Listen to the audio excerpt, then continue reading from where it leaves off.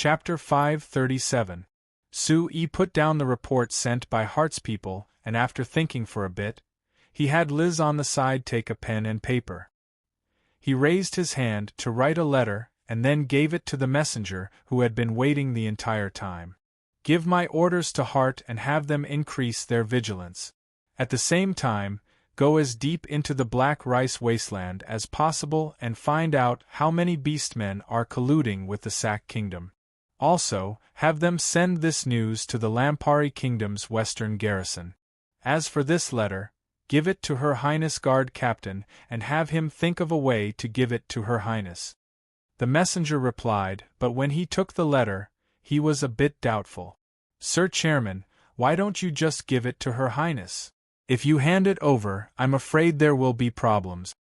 No need, this is a special time, it's best to have as little direct contact with Her Highness as possible. Su-yi shook his head. The messenger was even more doubtful. If he really wanted to dilute his relationship with Her Highness Seveni, why would he work with Her Highness' personal guards to clean up the Black Rice Wasteland? Then again, no matter what, in the hearts of everyone in the Lampari Kingdom, Su-yi and the new flyer were already tightly connected to Her Highness Seveni, so it was impossible to dilute this relationship. But Su-yi didn't explain, so the messenger naturally didn't dare ask. Seeing that Su-yi didn't have any other orders, he gave a bow and left. Seeing the messenger leave, a smile appeared on Su-yi's face. Of course he could see the doubtful look on the messenger's face, and he knew why he was doubtful. Indeed, it was hard to dilute his relationship with Seveni, and he didn't plan on diluting their relationship. But he had already decided to reduce the relationship between New Flyer and the Lampari Kingdom. This was just a gesture, it was purely for the people who controlled the Lampari Kingdom to see. Since the other party clearly didn't want New Flyer to remain in the Lampari Kingdom and continue to have influence over the kingdom, then he might as well tell the other party that he didn't care about these things. Perhaps Seveni is the one who has the biggest objection to this? Thinking of how Seveni might come to question him after a while, Su-yi couldn't help revealing a bitter smile. After thinking about it, Su-yi shook his head and stopped thinking about it. He turned his gaze to the corner of the room. Avril, why did you stop? Go on. Avril's two fox ears, which were characteristic of the fox race, twitched. She smiled and said, I saw that you were thinking about something, President. I was afraid that I would disturb you. Oh, it's fine. It's not a big deal. Su-yi waved his hand. Why don't you practice it again? Let me hear it. You'll be performing at the banquet later. If something goes wrong, Archie and Leia won't be happy. All right. Avril nodded. She raised her hands again and her 10 slender white fingers fell onto the piano in front of her, creating a series of crisp sounds. The Signs continent wasn't developed in other aspects, but because the elves ruled the continent, it was very developed in terms of music. There were all kinds of musical instruments and there was even a piano that was the same as the one on Earth. The first magic machine that Su-yi made after coming to this world wasn't the first magic fan, rather it was the piano model that he made when he was studying at the Senkaiser school that could play simple music. Steele had agreed to let Su-yi stay in Great Magician Camilla's magic tower because she saw this piano model. As proof that the two of them knew each other, that piano model was now kept by Steele like a treasure, and she wouldn't easily take it out. But Steele had quite a few pianos and other musical instruments in the real world. They were all used to train the Beastmen girls of the New Moon Troupe. Of all the musical instruments, Avril chose the piano. It had to be said, her choice was very suitable. The piano was a musical instrument that was very elegant when played, and when combined with Avril's natural charm as a fox, it created a different kind of charm when she played. Su-yi was certain that if the current Avril played this piano in front of everyone in Anvilmar City, it would create a large stir. But before the New Moon Troupe finished their training, Avril's only real performance partner was Su-yi alone. The pleasant music with a trace of playfulness flowed through the room. Su-yi carefully listened to it and nodded from time to time to show his satisfaction. This piano piece was brought over by his memory. It was a very famous wedding march on earth. This song was very light and didn't lack in solemnity. It was very suitable for a wedding. Today was Archie and Leia's wedding day. Old Man Ophelia had sent an invitation to Sue E, and after Sue E decided to attend with Steele, Avril suddenly ran over to Sue E and asked him what kind of gift she should give them. After Avril came here, she had accidentally met Leia, and now they had become good friends. Naturally, Avril was invited to Leia's wedding. Sue E carefully considered it and felt that instead of having Avril give them a flashy gift, it would be better to directly give them a piano performance, since it would have a special meaning. Avril was very satisfied with this suggestion, but she was worried about how to choose a song. Sue E had an idea and took out this wedding song from his memories to give to Avril. After several days of practice, Avril had already grasped this piano piece quite well. Although there were still some small flaws when playing it, Sue E believed that people who hadn't heard it before wouldn't be able to tell the difference. Before Avril finished playing, Steele walked in. Sue E turned to look and his eyes instantly lit up. Because she was attending a wedding, Steele was wearing a rare dress. She was already extremely beautiful to begin with, and with this outfit, she looked even more radiant, causing people to be unable to shift their gazes away. "Hey, Steele, you're dressed up so beautifully, are you trying to steal Leia's limelight?" Sue E couldn't help teasing her. Steele slightly knit her brows and reached out to pull at the clothes at her waist. "I don't think so. This dress feels a bit tight when I wear it, it seems like I'm much fatter than before." "It's not good to be too thin." Sue E leaned over and gently held Steele's waist. His hands touched up and down dishonestly and he laughed. "More meat makes it feel better, right?" Steele rolled her eyes at him. "Avril is still here. Avril is not an outsider, right?" Sue E turned to the blushing Avril. "All right, Avril, you've already grasped this song well. It's almost time, let's go." Avril nodded and stood up. Sue E glanced at her and shook his head with a wry smile. "I'm wondering if Ophelia's father will regret inviting you two to his son's wedding. I'm sure that you two will attract everyone's attention at the wedding. I'm afraid no one will look at the bride Leia." Avril had dressed up carefully because she was going to attend the wedding today. Combined with her natural beauty and the fox's unique charm, her entire body was filled with strong temptation. Even standing next to Steele, it was only for a moment, which naturally made Sue E sigh. Avril, who was praised by Sue E, blushed slightly. She lowered her head and walked behind Sue E. Seeing Avril's appearance, Steele couldn't help but smile.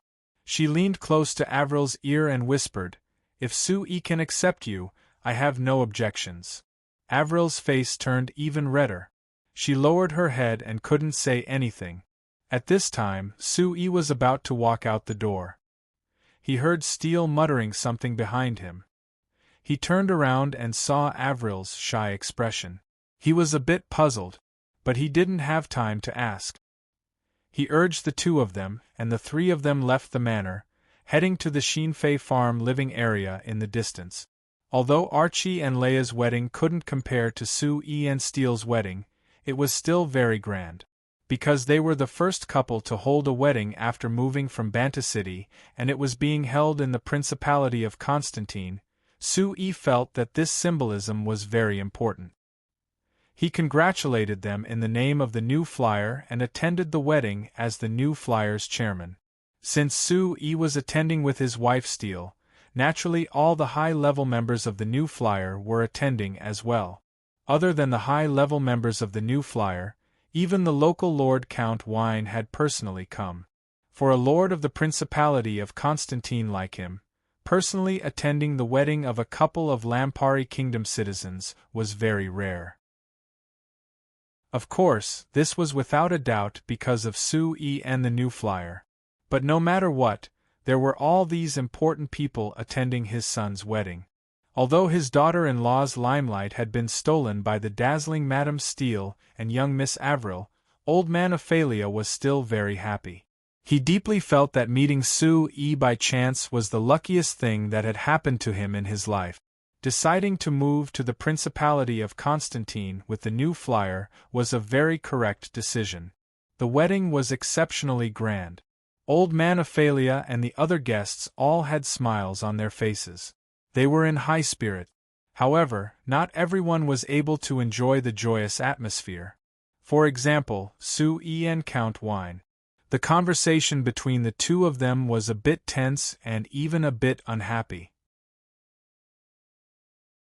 Chapter 538. The topic of their conversation was actually a transaction. After receiving the news that Prince Eric had taken over as the king of the Lampari kingdom, Su-yi proposed to Count Wine that he wanted to rent a piece of land under his name to expand the Shinfei farm and the various factories and research facilities that were to be transferred over. At first, Count Wine was very straightforward and agreed to provide New Flyer with a piece of land the same size as before, which was around 100,000 hectares. Count Wine even generously agreed that Su-yi could choose any piece of land under his name to rent. This way, according to Su-yi's plan, the two pieces of land could be connected and New Flyer would have a very large base in the Principality of Constantine. No matter how they wanted to develop, there wouldn't be a problem. But with the changes in the Lampari kingdom's internal situation, New Flyer's situation on the surface seemed to be a bit unfavorable. Therefore, Count Wine's previous straightforward attitude became subtle. Count Wine kept delaying Su-yi's request to rent land and was no longer as straightforward as before. When New Flyer was banned from producing any magic machines in the Lampari Kingdom by the Lampari Kingdom's Department of Magic Industry, Count Wine's attitude towards Su-yi underwent a huge change. It wasn't that he didn't want to rent land to New Flyer at all, but he took the opportunity to ask for a sky-high price. It was the same 100,000 hectares of land. When New Flyer rented that piece of land, it was only 300,000 gold coins a year. Now that New Flyer wanted to rent another 100,000 hectares of land, Count Wine actually increased the rent to a shocking 1 million gold coins. It was actually 3 times the original amount. Su-yi obviously didn't want to agree to Count Wine's request, so the negotiations between the two sides reached a deadlock. In these few months, Su-yi represented New Flyer to negotiate with Count Wine several times, but he didn't obtain a satisfactory result. For some reason, after knowing that Su-yi was attending Archie and Leia's wedding, Count Wine actually came to the wedding. He took the initiative to find Su-yi and mentioned this matter again. But just like the previous negotiations, Count Wine stubbornly insisted on the 1 million gold coins rent. This made Su-yi a bit angry. Since you aren't planning on taking a step back, why are you taking the initiative to negotiate with me? To be honest, although New Flyer needed to open a new base and urgently needed land, Su-yi felt that the most suitable place was the Principality of Constantine. However, New Flyer's development of the Black Rice Wasteland was already on the right track. If he really couldn't reach an agreement with Count Wine, Su-yi could just move New Flyer's factories to the Black Rice Wasteland and didn't need to expand here. During this time, Count Wine's attitude had been very firm. Su-yi had already made his preparations and wasn't as anxious as before. In this situation, Count Wine still had this kind of attitude, so Su-yi was naturally very unhappy. Count Wine, I've already said countless times that our company can't accept this price. Thinking that he was still in the other party's territory, Su-yi barely suppressed the anger in his heart and said in a deep voice, "Moreover, our company has invested a lot this year. Suddenly taking out 1 million gold coins to rent land that we don't need right now isn't a wise choice." Count Wine glanced at Su-yi and said with a fake smile, "Of course I know that your company has invested a lot this year. After all, you need to rebuild factories everywhere. I understand. But Chairman Su, the reason why I took the initiative to look for you today is because I thought of another solution." "What solution?" Su-yi asked in surprise. "Chairman Su, you said that your company has invested a lot in other things, so it's hard for you to take out 1,000,000 gold coins in one go. I understand. But the deal between us doesn't have to be done in cash. Count Wine narrowed his eyes and said with a smile. Don't need cash? Sui frowned slightly and glanced at Count Wine. Seeing the obvious greed on his fat face, he understood. What do you want? Hee, Chairman Su is indeed a smart person.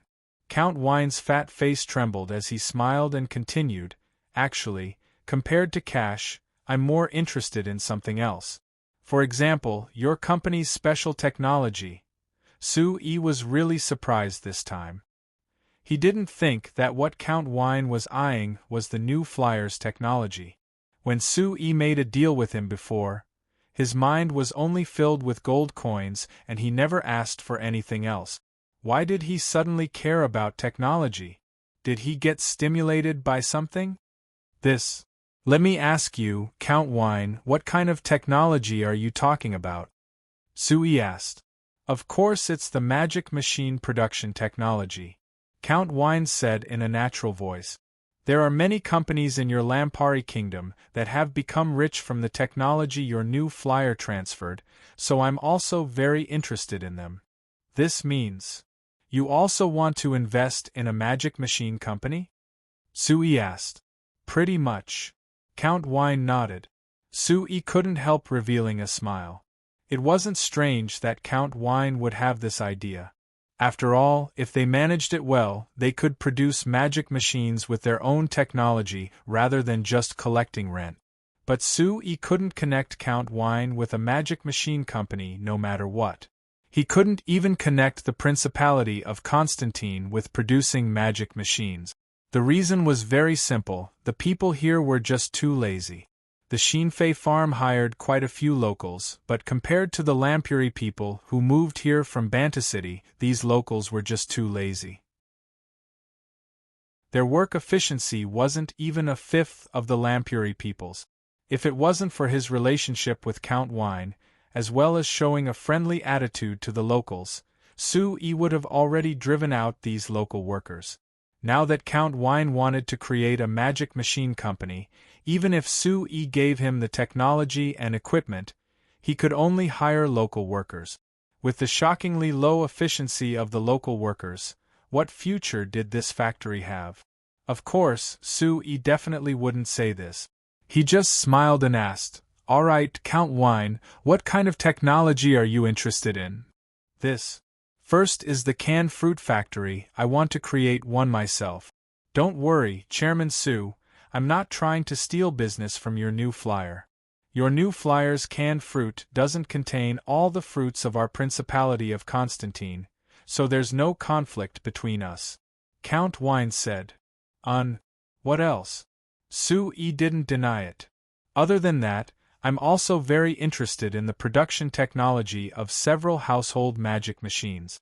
The ones I'm most interested in are the production technology of the magic refrigerator, the magic freezer, and the magic air conditioner. You also know that our Principality of Constantine is very hot most of the year, so these things are very popular here. Sui found this a bit funny. If it was based on climate, the Principality of Constantine was indeed very suitable for these household magic machines. But if it was based on consumption, the Principality of Constantine was far from being qualified. The Principality of Constantine was a country where the gap between rich and poor was much bigger than the Lampari kingdom. Other than lords like Count Wine, most of the people here were so poor that they didn't even have clothes. There were even more slaves than the Lampari kingdom. In this kind of market, how could they sell that many household magic machines? It had to be known, even the cheapest magic freezer cost at least 20 gold coins. Although Sui didn't know the specific numbers, he was certain that in the Principality of Constantine, at least 98% of the people couldn't afford the cheapest magic freezer. Of course, Sui wouldn't tell this to Count Wine, he just nodded with a smile. This idea isn't bad. Then Count Wine, it isn't impossible for us to transfer the technology, but the technology transfer fee isn't cheap. Count Wine reached out a fat finger to Sui. 10,000 hectares of land for one piece of technology, how about it? Sui was surprised, but he almost broke out in laughter from happiness. Count Wine had offered Sui 1 million gold coins for 100,000 hectares of land a year. According to Count Wine's current conversion rate, it was equal to him using an average of 100,000 gold coins to buy one piece of technology. New Flyer had already transferred over 100,000 gold coins for various pieces of technology, with some even surpassing 200,000 gold coins. Count Wine clearly had some understanding of this, so he felt that his current price was very appropriate. If Sui agreed, according to the technology transfer fee, he would earn quite a bit. But for Sui, he had already transferred many household magic machine-related technologies to the 10 companies of the Magic Machine Industry Management Department for free. Moreover, he had transferred them to many companies in the Lampari Kingdom before, so this technology wasn't considered a secret at all. Sui didn't care that much about it. With the mechanical engineering knowledge that Sui brought from Earth and with New Flyer's powerful research resources, New Flyer would definitely be able to create new magic machines that far surpassed the current technology. These technologies weren't worth mentioning to Sui at all. If he used them to exchange for the land that New Flyer needed, it would be clear that New Flyer would earn quite a bit.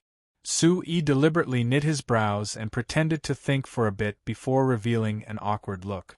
After arguing with Count Wine for a bit, he pretended to helplessly agree to this condition. After the deal was done, Count Wine was in a very good mood. After several months, he grabbed Sui's hand and shook it again as he said with a big smile, "Very good, Chairman Su. There will be more places for us to cooperate in the future, so I hope that we can have a happy cooperation." Sui nodded with a faint smile, "Definitely." Count Wine looked over and suddenly came closer to Sui, asking in a low voice, "Chairman Su, the military magic machine technology of your company." "Impossible." Sui cut him off and firmly said, "This technology is too important, it's impossible for our company to transfer it to anyone." Of course. Count Wine kept nodding before asking, then, "Chairman Su, let's not talk about the technology, I'll buy some military magic machines from your company." "That isn't a problem, right?" Sui narrowed his eyes as he looked at Count Wine, feeling a bit strange. Count Wine was forcing him onto the path of no return of being an arms dealer. Chapter 539. Sir Chairman, Seabass handed the New Flyer's financial report from last month to Sui with a strange look on his face. "What is it? Is there a problem?" Sui took it and asked in a strange voice. "There's no problem, only our company's profits from last month actually increased." Seeing Seabass' look of disbelief, Sui laughed. He looked over the financial report in his hand and found that it was as Seabass said. According to the report, New Flyer's net profit from last month had exceeded 1 million gold coins. Not only was this a large increase compared to the previous months, it was even much higher compared to last year. It was no wonder Seabass was acting this strange. According to the original estimates, New Flyer should have been affected by the ban from the Magic Machine Industry Management Department. Their sales would have dropped and their profits would have dropped. However, the facts were different from what most people expected. Although in the first month after the ban from the Magic Machine Industry Management Department, New Flyer's sales and profits had dropped, starting from the second month, this drop stopped and kept increasing. It even surpassed last year's sales last month. Actually, this isn't anything strange. The company's CEO Kennard said with a faint smile, "Although we can't produce magic machines in the Lampari Kingdom because of the ban from the management department, the business department didn't ban us from selling magic machines in the kingdom, so there isn't much of a difference. And although the factory moving has affected production, after such a long time, our company has already returned to normal production, so there isn't much of a difference from before. If we have to compare it, because we don't need to be restricted by the falling rain valley's overall plan like before. We've built more factories and our production capacity has greatly increased. The household magic machine department's manager Ankto added.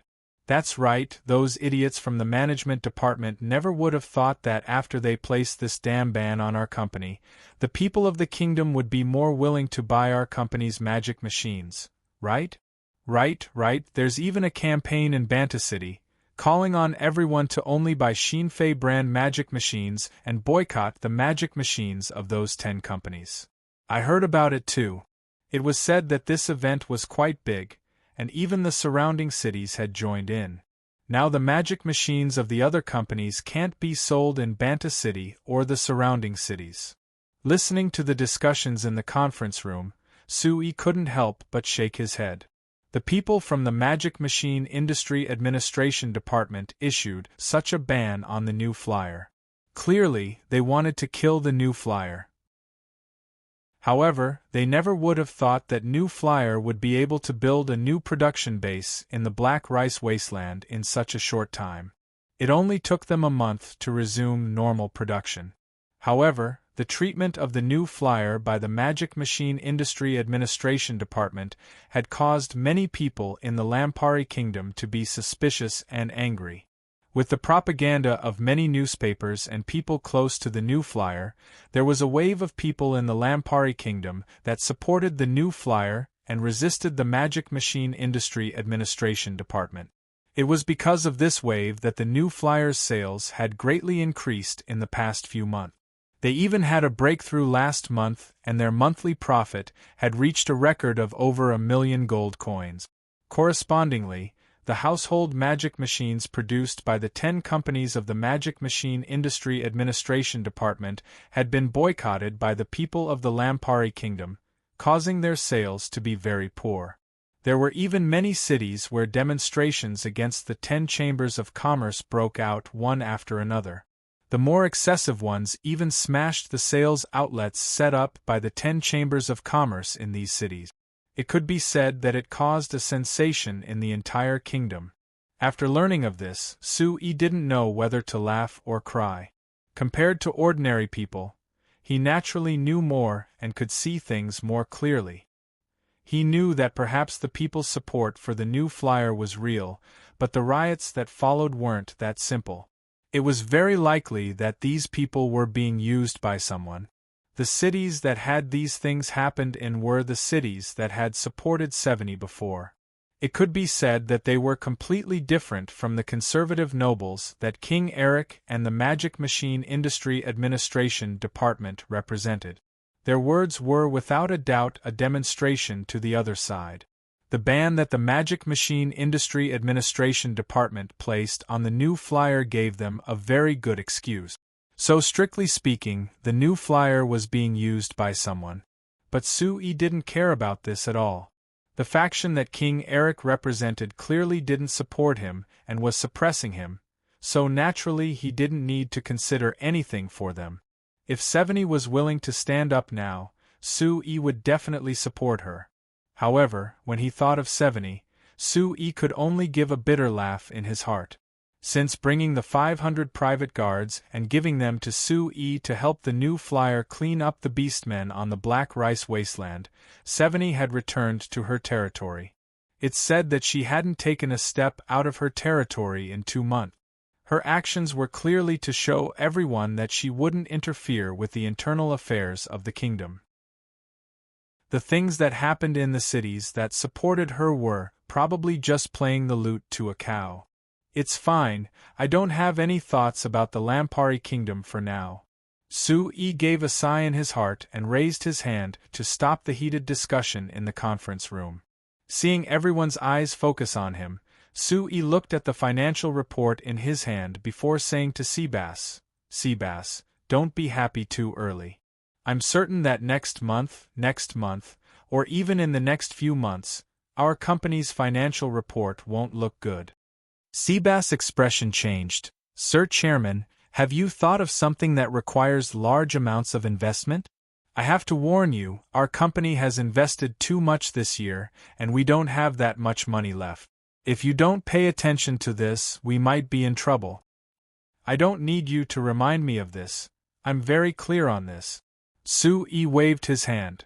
Investing is to earn money, so you can't resist investing just because you're short on money, right? Moreover, up to this point, have I suffered any losses from my investments? Everyone in the conference room was silent.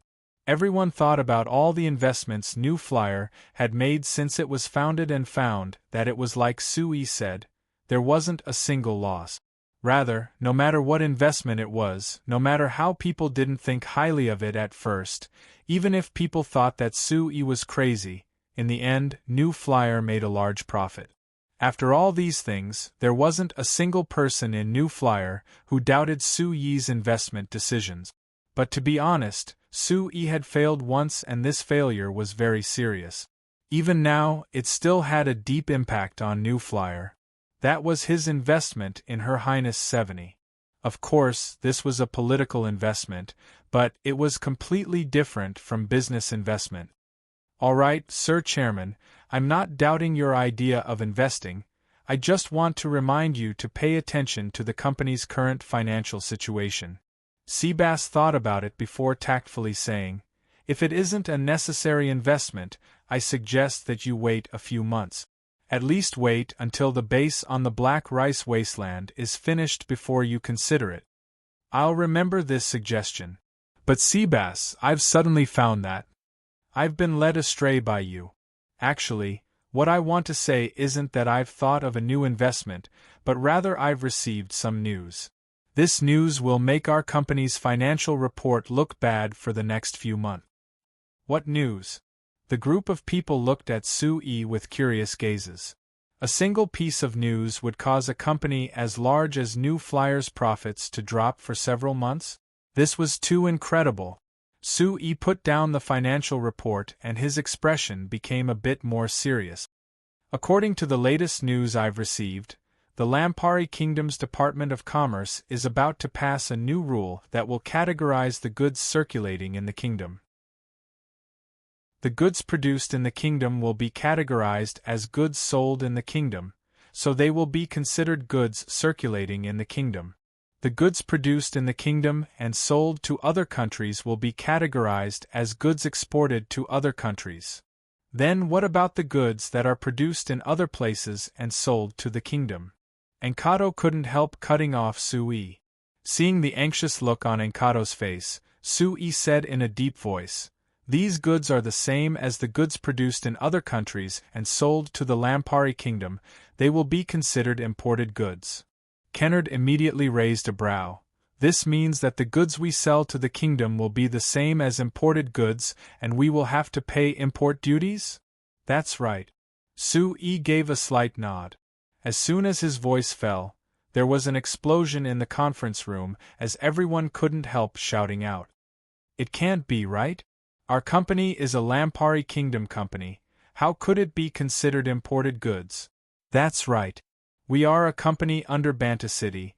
We are clearly a local company of the Lampari Kingdom. So why would our things be considered imported goods? Could it be that if we build a production base outside, we are considered a foreign company? Humph. What is hard to understand about this?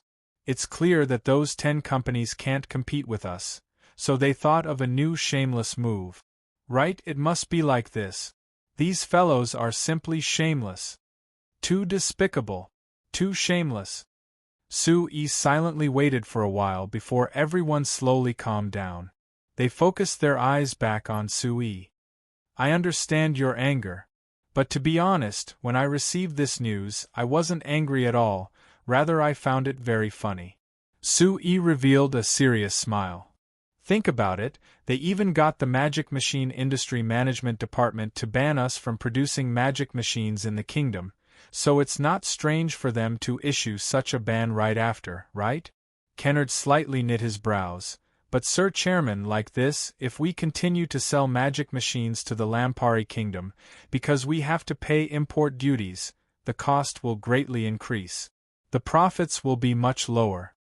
So I said that in the next few months, the financial report will be very ugly. Sui spread his hands and said with a smile. After all, the Lampari Kingdom is our company's biggest market, so we will definitely be seriously affected. Enkato thought for a bit and said loudly, Sir Chairman, then why don't we raise the price? No. Sui immediately shook his head. Why not? Enkato was puzzled. This is completely the business department's problem. If we raise the price because of the business department's unilateral increase in duties, there's nothing wrong with that, right? Shifting the business department's problem to the normal people who want to buy magic machines is not what I want to do. Seeing that Enkato still wanted to say something, Sui increased his tone. I've already decided on this matter, there's no need to discuss it anymore. Enkato paused and could only obediently swallow the words that were already at the tip of his tongue. Kennard glanced at Enkato and thought, this guy has been with Sir Chairman for a long time, how could he not understand Sir Chairman's personality? After thinking for a bit, Kennard asked Sui, then Sir Chairman, what should we do next? Facing everyone's gaze, Sui faintly smiled. I've said it a long time ago, what our company needs to do is to make a big cake and not steal it from others. Since the Lampari Kingdom doesn't welcome us, then we should turn our eyes to more places that welcome us. On this continent, isn't the Lampari Kingdom not the only country? Chapter 540. Ampriston Town was in the southwest corner of the Mirando Duchy, bordering the Rutan Duchy to the south and being surrounded by the Lampari Kingdom to the west and north. There was a wide river that flowed through the center of the town, heading east. This river was called the Sandy River in the Lampari Kingdom, and it was called the Mirando River in the Mirando Duchy. The reason why it was given such a name was because there was only one river in the Mirando Duchy that was more than 50 meters wide and could be considered spacious. Other than this river, Ampriston Town was no different from the other towns in the Mirando Duchy, it was just as peaceful and normal. Ampriston Town had existed on this continent for hundreds of years. No matter how much the continent had changed, no one would be interested in such a barren town with no distinguishing features.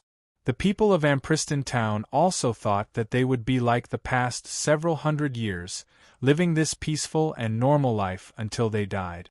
However, in the second half of year 3783, the peace of the town was suddenly broken. First, on a certain day, there were several dozen large boats that came down from the Mirando River. The signs on the boats said that they came from the Lampari Kingdom, but among the men that jumped out of the boats, other than some humans that spoke with the Lampari Kingdom's Banta City accent, there were also some strange and fierce-looking beastmen men. However, what surprised the people of Ampriston Town was that these beastmen men didn't come to this small town that didn't have any profits to do bad things. After they got off the boats, they actually obediently worked under the orders of the humans. But after observing for a while, the people found that these beastmen weren't like the legendary beastmen slave. This was because the humans on the boats didn't restrict the beastmen men that much. They treated them like normal humans, there wasn't any difference. After a long time, when the people of the town looked away from the beastmen men in surprise, they found something that surprised them. Without knowing it, by the Mirando River outside the town, there was actually a large pier that had been built. Not far from the pier, there was also a large building that was half the height of the tallest church in the town. Everyone was surprised by this building. They couldn't understand at all why these Lampuri people would suddenly come to their small town to build such a large pier, as well as a building that they didn't know what it was used for. Even though those people had been accompanied by the mayor when they were building the pier and the building, and there would occasionally be an important person who was said to be a count who would come to check on them to prove that they had obtained the approval of the duchy, the townspeople were still extremely uneasy. But this unease didn't last long. Not long after, the people of the town found that these people had brought them many benefits. There were over 100 humans and beastmen that came down from the boat.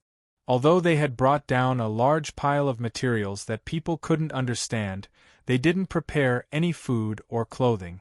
So to solve this problem, naturally they had to come to the town. These large men seemed to be very rich, being very generous. They could casually find a restaurant to eat, and they would take out several silver coins, which was several times the price of the ingredients used in the meal. Moreover, other than eating, these large men worked hard and loved to drink good wine at night. Although the wine made by the people of Ampriston town couldn't be considered delicious, these large men, especially the beastmen men, didn't reject it and drank it all. Once they were addicted to it, they would even throw out a single gold coin. In just a month or two, the people of the town were surprised to find that because of the arrival of this mysterious fleet, they had received quite a bit of unexpected income. It was a pity that good times didn't last. After they finished building the wharf and the unknown building, these large men left the town.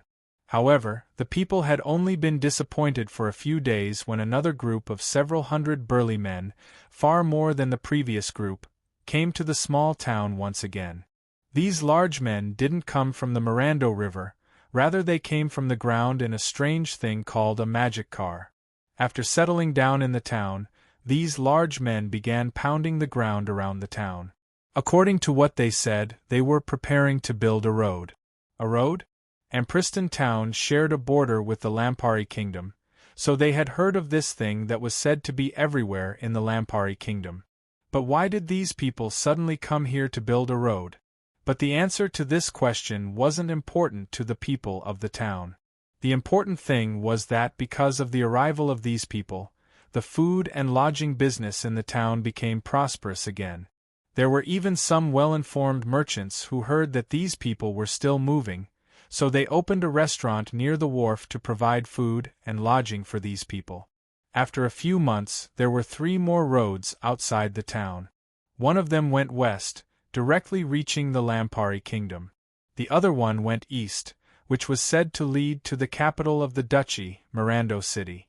As for the last one, it was a bit strange that it went south into the kingdom of Roer, but it was unknown where it would lead to.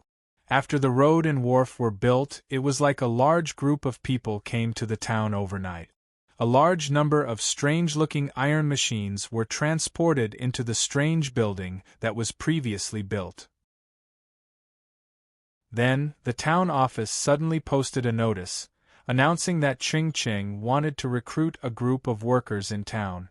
Seeing the salary on the notice, the door of the strange building was almost broken by the swarm of people. Why do you think? Nonsense. A month's salary was 10 gold coins. Moreover, there was a meal for lunch. There was even an extra reward for every festival. Such a good job, why wouldn't they rush to grab it? In the end, the new flyer, which came from the Lampari kingdom and seemed to be very famous in the Lampari kingdom, recruited 100 workers from the town and entered the strange building not far from the wharf. Oh no, the rare earth smelting factory. As for the rest who weren't recruited, they didn't have to be too disappointed. According to the new flyer, they would open several magic machine factories here in the future and needed to recruit a large number of workers. According to the slightly plump, middle-aged man who came to recruit workers, he could even guarantee that it wouldn't be long before everyone in Ampriston town had a good job. Not only would they not have to worry about food and clothing in the future, but they could also enjoy a much more comfortable life. No one doubted his words because the people in the town didn't have the qualifications to be deceived. Now everyone was looking forward to the end of winter. This was because the vice president of the New Flyers said that when spring came and the weather warmed up, it would be convenient to start building the factory. The people of the town could already see countless good jobs waving at them. At this time, naturally no one noticed that every once in a while, the rare earth smelting factory would send out batches of goods. They would either be loaded onto the boats at the wharf or they would be loaded onto the large transport magic cars. But in the end, they would head west and enter the Lampari kingdom. While everyone was immersed in their fantasies for tomorrow, there was another boat that came from the Mirando River and stopped at the wharf. At the same time, there was a horse carriage that didn't seem that remarkable that entered the town from the east and stopped at the entrance of the town office. Magician Bucares came out of the horse carriage and Ampriston Town's Mayor Baron Loffick came out to welcome him. Honorable Bucares, Chairman Sue isn't here yet, why don't you wait for him first? No need, I'll wait here. Magician Bucares waved his hand. He just stood at the entrance of the town office and looked up at the entrance of the town with an expectant look. This, Your Excellency Bucares, you standing here, is too eye-catching. I think that Chairman Sue won't like this. Baron Loffick reminded him in a small voice. Oh, that's right. Magician Bucares reacted, and after thinking about it, he turned to walk into the town office. Baron Loffick let out a sigh of relief and quickly followed him. Halfway through, Magician Bucares suddenly thought of something. He turned to nod at Baron Loffick and said with a look of praise, Baron Loffick, according to what I saw outside, Ampriston Town has changed quite a bit. I found that the people of the town are much better than before, and it's clear that they have become much richer. When I walk on the road, I can smell the enticing smell of meat. Baron Loffick laughed heartily. That is indeed the case. Ampriston is much stronger than before. But this is all thanks to you, Magician Bucares. If you didn't lead the new flyer here, our town would never have become like this. Then you should thank the new flyer and Chairman Sue. Why thank me? Magician Bucares waved his hand. After pausing for a bit, he suddenly said in a low voice, But I've heard, Baron Loffick, in the past half a year, you've made many unreasonable requests to the Fresteck Chamber of Commerce. You've even bribed the Fresteck Chamber of Commerce's local manager 5 times? Baron Loffick's expression changed greatly. He then shook his head calmly. How could that be? The Grand Duke and Lord Count Printon have told me countless times to satisfy the new flyer's requests. Why would I make things difficult for them? Is that so? But Lord Count Printon personally mentioned this to me before I left. I hope he didn't listen to rumors? Magician Bucares said faintly. Baron Loffick's forehead was covered in cold sweat. Just as he was about to speak, he was interrupted by a long laugh from the door. Lord Count Printon must have made a mistake somewhere. Our company has always had a good cooperation with Sir Baron. How could something like this happen? Baron Loffick instantly felt as if he had drunk a bowl of hot soup in the middle of winter. He turned to look at Sue E, who was striding in from the door, and greeted him with gratitude. Chapter 541. Looking at Baron Lofeller, Sue E had a faint smile on his face. In fact, Mage Bucares was right. In the past 6 months, Baron Lofeller did have all sorts of reasons to feel bad about New Flyer's investment here. He even blatantly asked for bribes from the person in charge of New Flyer, which left a very bad impression on Sue E. But this guy had a good point. As long as his greed was satisfied, no matter what New Flyer wanted to do, he would do his best to support it.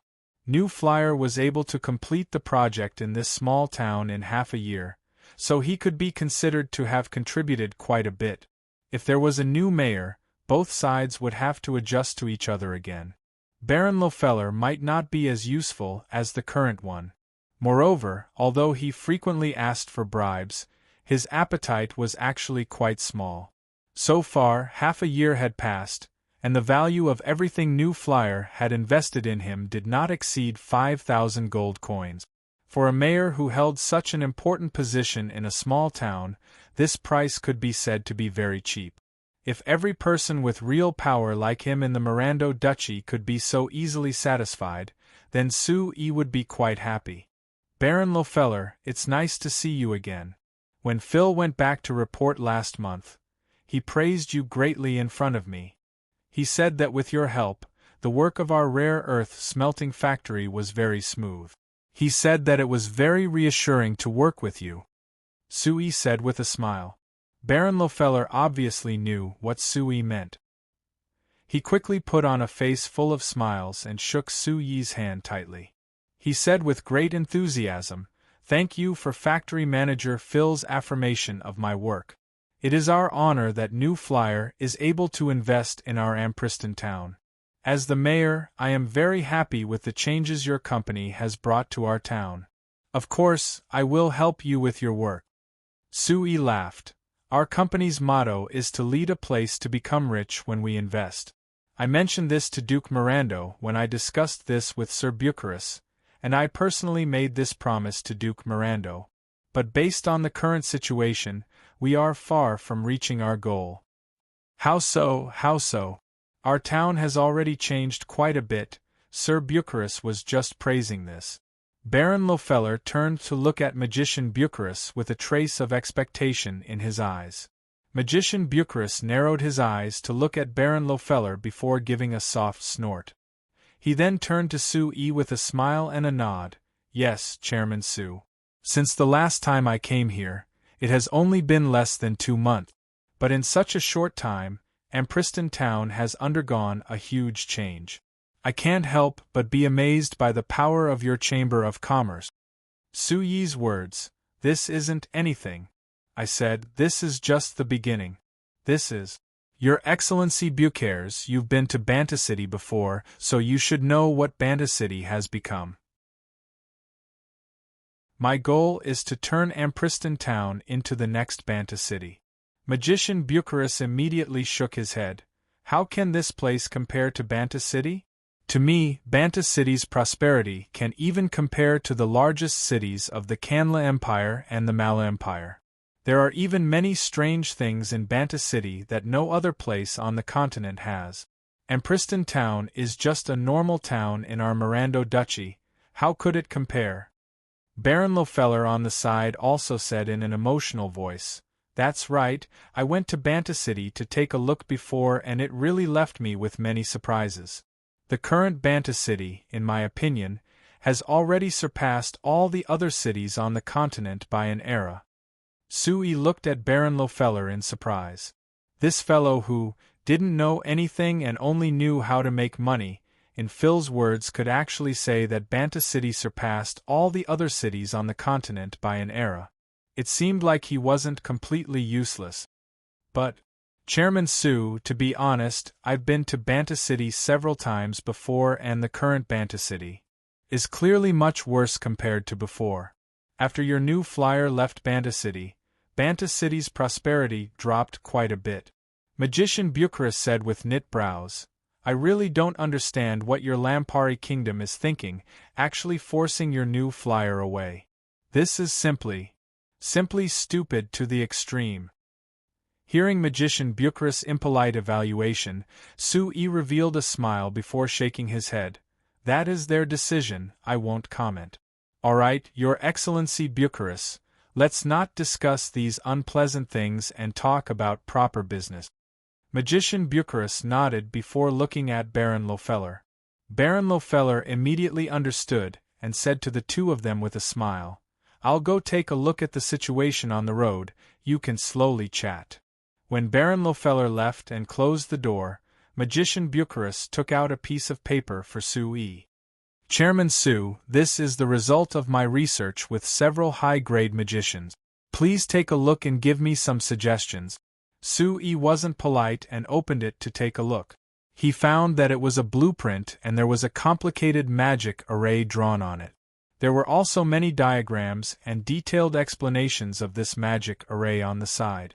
When Sui finished looking over the blueprint and thought about it, Magician Bucharest asked with an expectant look, How is it? Chairman Su, what do you think about the wind array that accelerates the magic airship? There isn't a problem with the general idea and there isn't a big problem with the magic array itself. But, Magician Bucharest immediately became nervous. But you've neglected a problem. You've only considered the problem of the magic array when the magic airship takes off, but you've neglected the mechanical aspect. Although this idea is correct, if the magic airship has enough power when it takes off, it can fly faster and more smoothly, but you have to consider the mechanical aspect of the magic airship itself. If you set up this magic array, the lifespan of the magic airship will be greatly reduced. Sui said. Is that so? Magician Bucharest looked at the blueprint and lowered his head to think for a bit, but he was still a bit confused. This. Chairman Su, to be honest, we don't know much about machines, so we don't understand the situation you're talking about. But Chairman Su, you're an expert in this field, so since you've said this, it should be like this. It seems like we were careless when designing it. Seeing the ashamed expression on Magician Bucharest's face, Su-yi smiled and said, "This is nothing, no one knows everything when they're born. If you come into contact with more knowledge about magic machines in the future, you'll naturally be able to consider it more thoroughly. Also, I'll take this blueprint back with me, there are actually quite a few good points on it. If I give it to Evita, it should be of help to her research. Please don't be stingy with your guidance." Magician Bucharest handed the blueprint back to Su-yi, paused, and said hesitantly, "This. Chairman Su, if we can't grasp this mechanical knowledge, is it impossible to build a joint venture factory?" "That won't be the case." Su-yi shook his head. "There are many ways to build a joint venture factory. If you're willing, we can temporarily provide the technology. The rest of the space, personnel, and other specific materials will be prepared by you. We'll only use the technology to invest and participate in the dividends." "Then wouldn't we not have the qualifications to come into contact with this technology?" Magician Bucharest asked with a frown. Su-yi gave a sigh in his heart. The Mirando Duchy really was a small and weak duchy. When it came to transferring technology, those fellows from the Lampari Kingdom all aimed at the new flyer's technology and requested the new flyer to transfer the technology. Magician Bucharest was one of the top magicians in the Mirando Duchy, but he was very careful when discussing this with Su-yi. But this was what Su-yi wanted. If the Mirando Duchy acted as strong as the Lampari Kingdom, he wouldn't consider a deeper cooperation. "Relax, for some household magic machine-related technology, our company already has experience in transferring it. If nothing unexpected happens, in just around a year, you'll be able to grasp the technology. When the time comes, you'll have the ability to produce your own household magic machines, and you won't need to consider a joint venture with our company," Su-yi patiently explained. Magician Bucharest nodded, but he was still a bit confused. "Chairman Su, I don't understand. If you look at it from the perspective of your new flyer, it's clear that it's better for you to keep the technology and cooperate with us. If you really transfer all the technology to us, we indeed don't need to cooperate with you at all. Wouldn't this be very disadvantageous for you?" Su-yi shook his head with a faint smile.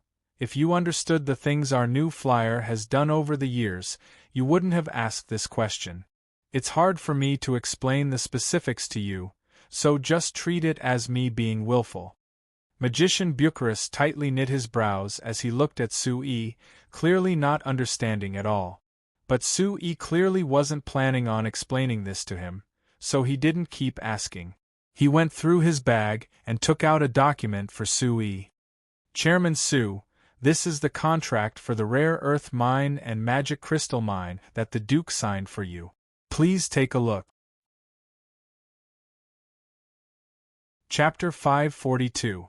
Seeing Su-yi focused on reading the contract, not letting a single word go, Magician Bucharest's heart was filled with doubt.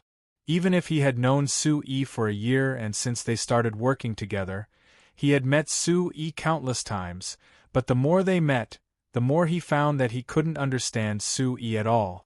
For example, in this contract, Duke Mirando represented the Mirando Duchy in transferring the rights to a rare earth mine and a magic crystal mine to New Flyer. New Flyer agreed to transfer some household magic machine production technology to the Mirando Duchy, as well as establishing a joint venture with the Mirando Duchy to help the Mirando Duchy build 5 magic machine factories in their duchy. Whether it was from Magician Bucharest's point of view or from Duke Mirando's point of view, this was a very beneficial deal for the Mirando Duchy. Because the rare earth ores and elements that Su-yi mentioned, there wasn't a single person in the Mirando Duchy who knew what they were used for. Using this kind of useless thing to exchange for anything, it was considered a profit for the Mirando Duchy. not to mention exchanging for the important household magic machine technology. For Duke Mirando, the most important thing was the joint venture between them. According to the results of the investigation of Banta City, the Mirando Duchy had already reached a consensus. It was that the household magic machines led by New Flyer had great prospects and could create many jobs. If they could build a joint venture with New Flyer, the Mirando Duchy would have 5 more household magic machine factories. For the Mirando Duchy that was only 3 to 4 times the size of Banta City, there was no doubt it would be a great help. As for the other magic crystal mine, although it seemed more valuable than the rare earth ores, magic crystals were all over the signs and could be found all over the Mirando Duchy, so they weren't worth anything at all.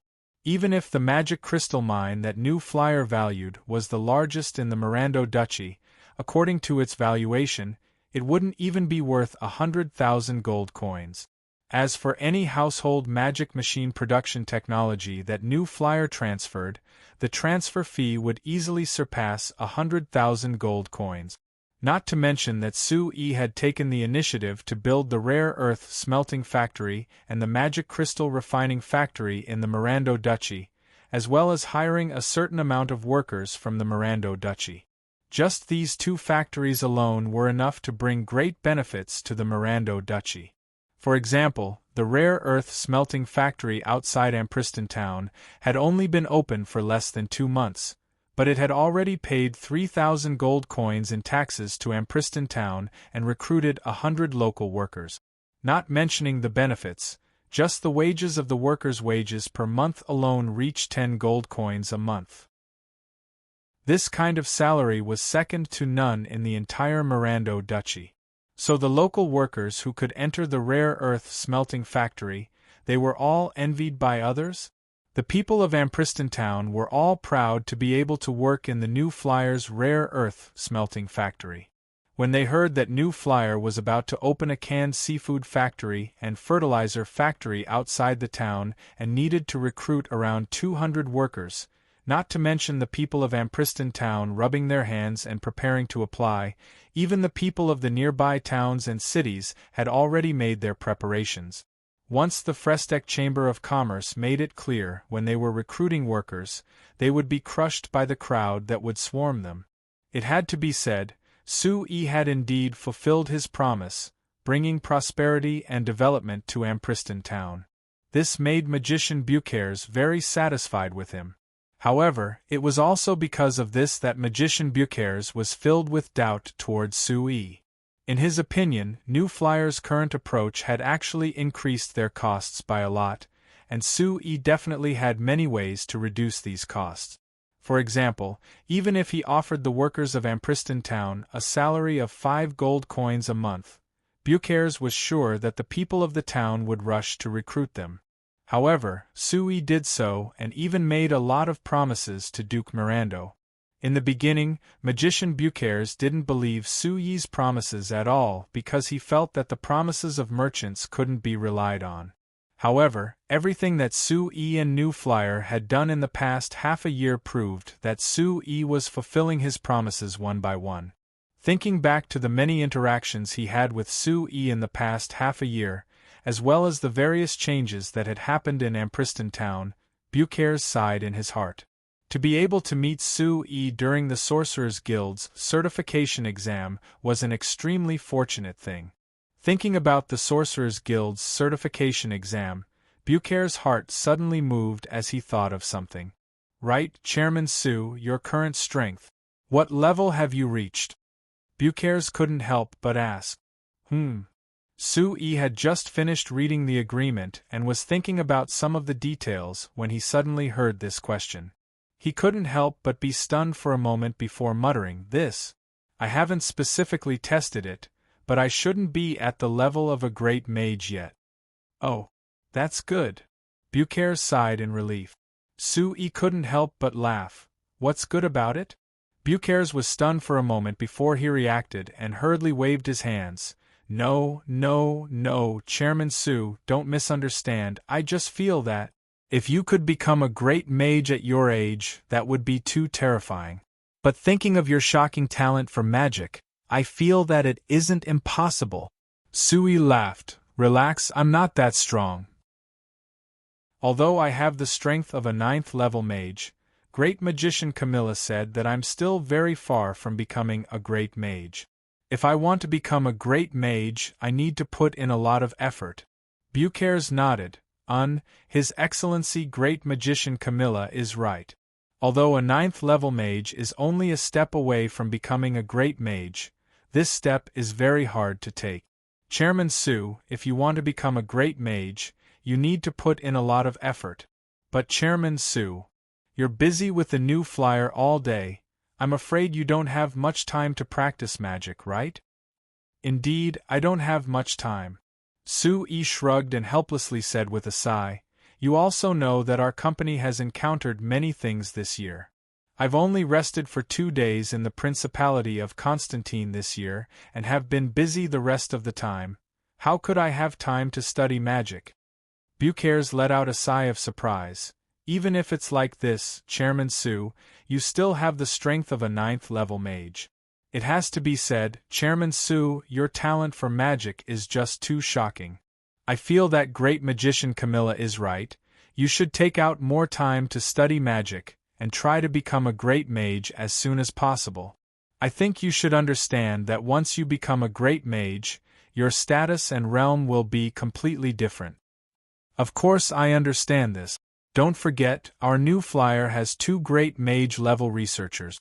I'm often with them, so of course I know the large gap between us. Sui said with a sigh, but I have no other choice. Compared to the level of magic, I pay more attention to the development of the company. In the end, I'm just a single person and my time is limited, so I can't take care of both sides. Bucares slightly knit his brows and said with a serious expression, Chairman Su, I still feel that it's better for you to focus on magic first. I feel that you don't really understand the meaning of a great mage. Let's put it this way, if you were a great mage, I think that no matter what the Lampari Kingdom does to you, they would have a lot of concerns. The matter that your new flyer encountered in the Lampari Kingdom before, I think that it would have a different result. Really? Sui was a bit confused. Don't forget, Great Magician Camilla is firmly on my side. When the kingdom deals with our company, I don't feel any scruples. This Great Magician Camilla is Great Magician Camilla. It's not the same as you being a great mage. Bucares said. Of course, I don't understand the actions of your Lampari Kingdom. If your new flyer was a company of our Mirando Duchy, I can guarantee that Duke Mirando would fully support you and the new flyer, and wouldn't do such an excessive thing. Let bygones be bygones, don't mention it again. Sui revealed a faint smile and shook the agreement in his hand. I've already looked through this agreement, and there aren't any problems. Please go back and tell Duke Mirando that I represent the new flyer in agreeing to the terms of this agreement. After saying this, Sui took out a pen and his personal seal from his chest and signed his name on the agreement before stamping it. Seeing that Sui didn't respond to his words, Bucares was a bit disappointed, but seeing that Sui didn't have any problems signing the agreement, he immediately became happy again. Although the two sides had been working together for half a year, this was the first time that Sui had personally come to sign the agreement. It was very symbolic and meant that the cooperation between the two sides had reached a deeper level. Of course, Sui didn't come this time just to sign this agreement. After Sui took the agreement and confirmed it, Bucares said to Sui with a smile, Chairman Su, according to the news that Mr. Newman sent a few days ago, if nothing unexpected happens, he should arrive tomorrow or the day after. I ask you to patiently wait here for 2 days. No problem. Sui nodded with a faint smile. After all, this is a large matter that concerns our 3 sides, so waiting for 2 days isn't much. Chapter 543. On the last day of year 3783 of the continent's new calendar, the Banta Times had a rather conspicuous piece of news on the second page. The new flyer, the Mirando Duchy, and the Rudsun Duchy have signed a three-way long-term cooperation agreement. According to this agreement, the new flyer will provide technical support to the Mirando Duchy and the Kingdom of Ruhr, building several household magic machine factories in the two countries. As for the Mirando Duchy and the Kingdom of Ruhr, they will open up their mineral resources to the new flyer. Although there were many people who noticed this news when they saw the Banta Times, overall, this news didn't create that much of a stir in Banta City. In the end, the new flyer had already been banned by the Magic Machine Industry Management Department and hadn't been able to produce magic machines in the Lampari Kingdom for half a year. Then, because of the new rules of the business department, the new flyer had greatly reduced the number of magic machines it sold in the Lampari Kingdom. For the people of the Lampari Kingdom, and even Banta City, the new flyer had disappeared from their world for half a year. Although the new flyer's service centers in the various cities of the kingdom were still working and there was still a research facility and a canned fruit factory in Banta City, in most people's lives, the only things the new flyer had left were the household magic machines they had bought before. People were forgetful, and after half a year, most people in the Lampari Kingdom had gradually forgotten about this company that had led countless trends in the kingdom. Perhaps only in Banta City would there be many people who would think of it and have a bit of nostalgia for the Frestek Chamber of Commerce. The Fersen Carriage Company's chairman Pompey was perhaps one of the people who missed the new flyer the most right now. Although he was very dissatisfied with the City Lord Manor forcing him to buy the Lefay Chamber of Commerce's magic cars for public transport, he could still profit from Banta City's public transport system. Moreover, maintaining the public transport system would greatly increase the reputation of the Fersen Carriage Company. So after careful consideration, Chairman Pompey didn't choose to give up in the end. He followed the rules of the City Lord Manor and switched to the Lefay Chamber of Commerce's magic cars. However, it had been less than 4 months since all the buses had been replaced. After President Pompey did a detailed calculation, he found that not only did he not earn any money from the city's public transport system, but he had also lost more than 50,000 gold coins on net. Before this, although the Fersen Carriage Company followed Her Highness Seveni's wishes and Su Yi's advice and set a low price for public transport, they could still make a profit. Even though the profits weren't much, he still earned about 10 to 20,000 gold coins a month. Now that there was a sudden loss, and it wasn't a small loss, after the Fersen Carriage Company calculated it, they found that the reason for this was because of the quality of the Lefay brand magic cars. Just last month, the Fersen Carriage Company's 374 Lefay brand magic cars had suffered a total of 176 small and large damages. They had spent an extra 23,625 gold coins to repair them. Because of this high frequency of damages, the entire Banta City public transport system was greatly affected, and there were times where they had to be changed. The Fersen Carriage Company had to pay at least 3,000 gold coins in operating costs. Other than that, the damages varied in severity. Some of the more serious ones even caused a few serious accidents. The most serious one was when a Lefay brand magic car heading to the new Southern District suddenly went out of control and crashed into a shop on the side of the street.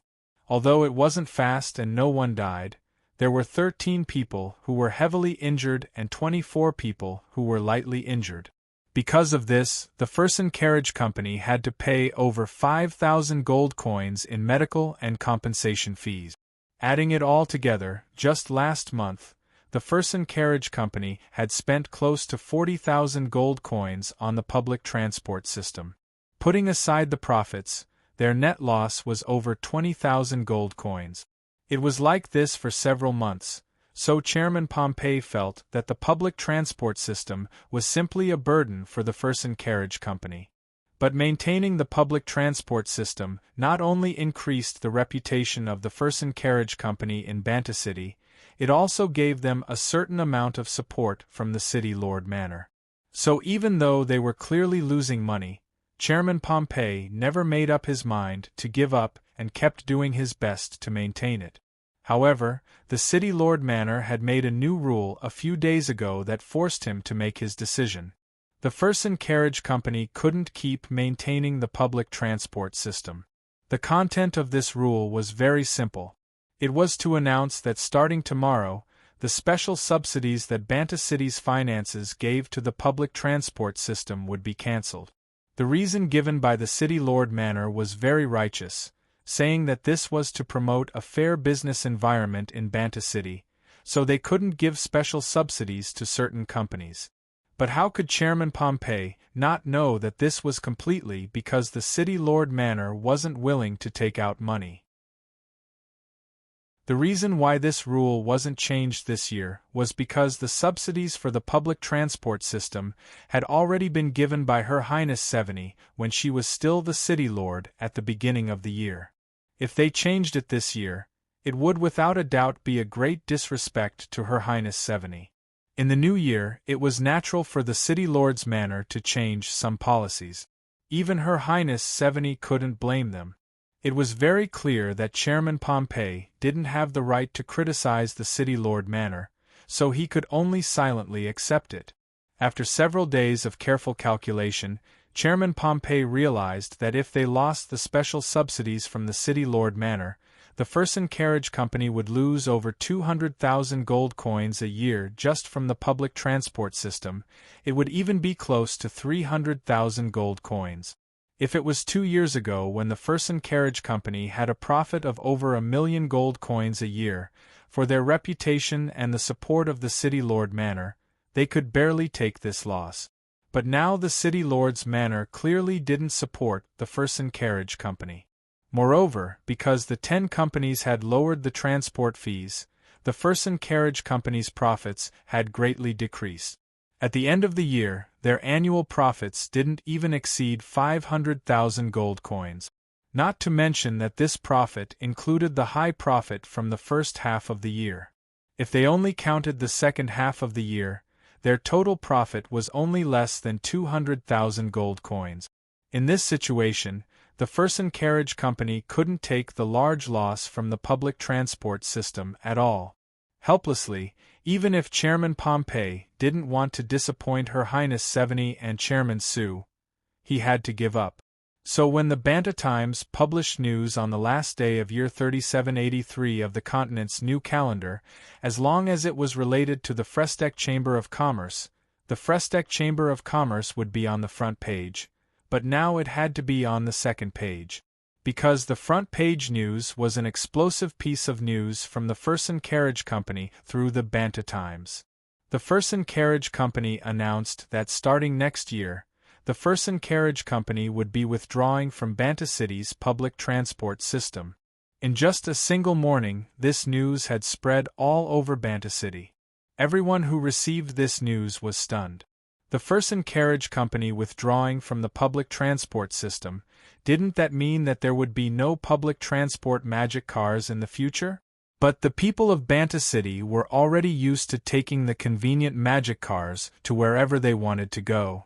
Now that it was suddenly gone, what would they do if they wanted to go out in the future?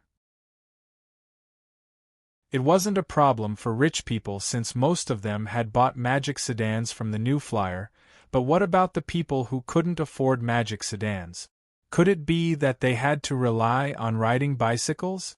The people of Banta City had been used to the public transport system for close to 2 years. Now that it was suddenly gone, everyone was a bit stunned. After being stunned, many people became angry again. The Fersen Carriage Company had taken over Banta City's public transport system with the support of Her Highness Seveny and Chairman Sue. Now that they had earned enough money, they actually wanted to withdraw while Her Highness Seveny and Chairman Sue were leaving Banta City? What did they treat the people of Banta City as? But after calming down, people thought of a very important question. Why did the Fersen Carriage Company withdraw from the public transport system? For merchants, of course earning money was the most important thing. If running the public transport system could earn money, even if someone held a knife to Chairman Pompey's neck, he wouldn't announce his withdrawal. Because of this question, people began reading the report on this matter in the Banta Times. Although the Banta Times didn't describe this matter in detail, there were two key points. One was that the City Lord Manor had cancelled the special subsidies for the public transport system, and the second was that the Lafay Chamber of Commerce had a monopoly on the public transport magic cars. As long as people saw these two key points and thought about it, they could understand the problem. It was clear that the City Lord's Manor was protecting the 10 companies of the Magic Machine Industry Management Department, as well as squeezing the Fersen Carriage Company that had a close relationship with the Frestec Chamber of Commerce. Thinking of the things the City Lord Manor did to the Shinfei Chamber of Commerce in the second half of the year, as well as the actions of the 10 companies, comparing it to when Her Highness Seveni was the City Lord and when the new flyer was still in Banta City, the people of Banta City were filled with even stronger resentment. On the last day of year 3873 of the continent's new calendar, Banta City seemed calm on the surface. But on the day of the new year, there wasn't a happy atmosphere in Banta City. Rather, under the calm surface, there was an undercurrent. Chapter 544. Her Highness Seveni's territory was in the Lampari Kingdom's northeast province, which was close to the eastern border of the kingdom. It was around 700 kilometers away from Banta City. Being this far and adding in the fact that Seveni wanted to show her attitude, she didn't ask about matters outside her territory, so naturally she didn't know anything about what happened in Banta City. However, on the first day of year 3784, Seveni's mood was the same as the people of Banta City. It wasn't that good. Since about half a month before the new year, there had been a continuous influx of refugees from the west and northwest into her private territory. In the beginning, seeing these ragged and skinny refugees who were clearly poor, Seveni had her subordinates take care of them. But as time passed, there were more and more refugees that came to her territory. Today, a rough count showed that in this half a month, the number of Nanming people who had entered the territory had exceeded 200. This made Seveni very surprised. In the past few years, with the Frestec Chamber of Commerce's agricultural magic machines being promoted in the Lampuri Kingdom, the grain yield of the kingdom had greatly increased. And because of the use of fertilizer, the kingdom's grain yield was enough to satisfy the needs of everyone in the kingdom. There was even excess grain that could be sold to the neighboring countries. Properly speaking, even if there was a natural disaster, the kingdom should have enough grain and there shouldn't be refugees. Not to mention that the Lampari Kingdom had good weather this year, there weren't any natural disasters at all. But the refugees in front of her were hard facts, so Seveni was very confused. After praying to the dead Lampuri 13th on the first day of the new year, Seveni thought of her royal father's advice and couldn't help coming to the refugee shelter in her territory to ask a few refugees. After a simple question, Seveni received an answer that she didn't expect at all. These refugees weren't running away because they didn't have food to eat, rather they were running away from military service. Service? Seveni slightly knit her brows. Seveni knit her brows. Other than compulsory military service in the kingdom, there has never been any compulsory military service. What are you running away from? No, no, no. Your Highness, you misunderstand. It was a middle-aged man who had escaped from the Northwest Province. He shook his head and said, "We're not trying to escape the kingdom's military service. We're doing it because of the military service set by the local lord and the city lord." Seveni was surprised. Service set by the lord and the city lord's manor? What did they make you serve for? They want us to work in the factory. If we don't do it, they won't give us crops or food to eat. The middle-aged man sighed. But if you work in the factory, you have to go every day at dawn and come back when it's dark. It's like this every day. I persevered for a few months and couldn't stand it at all. Yes, it's the same for us. Sometimes they would make us work all night, and then they would only let us go back to sleep for a few hours before we had to work again. 2 people in our village died of exhaustion last month. A skinny man with sunken eyes who seemed to be young but looked like he was in his 30s or 40s agreed. Right, many people died of exhaustion on our side. We were afraid that we would die of exhaustion, so we found a chance to escape. This time it was a middle-aged woman who agreed. Our family ran together this time, otherwise if we stayed, we would have been caught. If we kept working, our entire family would have died of exhaustion. Seeing the haggard faces of the refugees agree, Seveni was very surprised. What work did they catch you to do? You're actually this tired? It's just some work in the factory. It seems to be some kind of magic machine, right? Right, it's a magic machine. That damn magic machine, I dream of it every night when I have nightmares.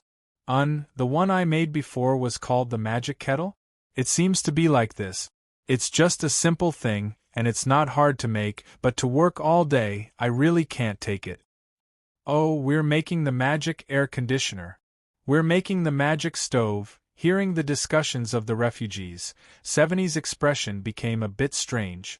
If she didn't hear wrong, these refugees had been forced to work by the nobles and the city lord manor, but they were actually making magic machines in the magic machine factory?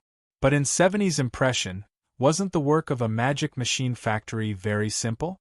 Wasn't it much easier than farming? Your Highness, that's because you haven't done it before. Let me tell you, the work is indeed very simple. But to do the same thing all day long, doing it over 10,000 times, no one can take it. Moreover, you can only rest when you eat, you can't stop at any other time. A refugee explained to Seveni. Seveni asked back in a surprised voice, It can't be, right? Could it be that you only work 8 hours a day? Shouldn't you be paid overtime for the extra hours? Overtime pay? This time, it was the refugees' turn to be stunned. What's overtime pay? Seveni was speechless. It seemed like these refugees didn't have the concept of overtime at all. What about salary? You work this long each day, you should be paid quite a bit, right?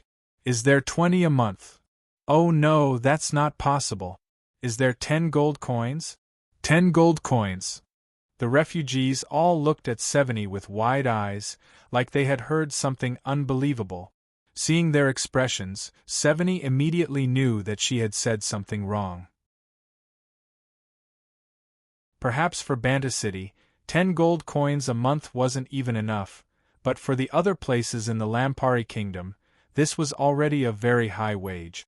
Your Highness, to you, 10 gold coins isn't much, but we have never seen 10 gold coins before. A refugee couldn't help saying. That's right. I've only seen gold coins once in my life, and it was someone from our village who came back from working in Banta City to show it to me.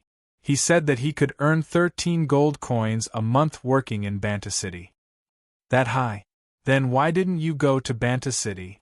I was planning on going, but my parents were old and I didn't dare go too far. What about now? I remember you saying that your parents were beaten to death by the Lord, so you don't have this burden anymore, right? The young man who spoke had a sad look on his face. He lowered his head and said with a sigh, I can't go even if I want to now. That person from our village said that after the new flyer left Banta City was completely controlled by those 10 companies. If I ran over, I would be caught and sent back to where I came from. After saying this, the young man suddenly looked up and begged Seveni, Your Highness, please pity us and don't send us back. If we go back, I will be beaten to death by the Lord sooner or later. Seveni was surprised. Before she could reply, the other refugees seemed to have reacted and began begging Seveni. Your Highness, I've heard that you are the most benevolent. Please forgive us for escaping from our territory. We just want to live a few more days. That's right, Your Highness, we didn't really want to escape, we just didn't want to die from exhaustion.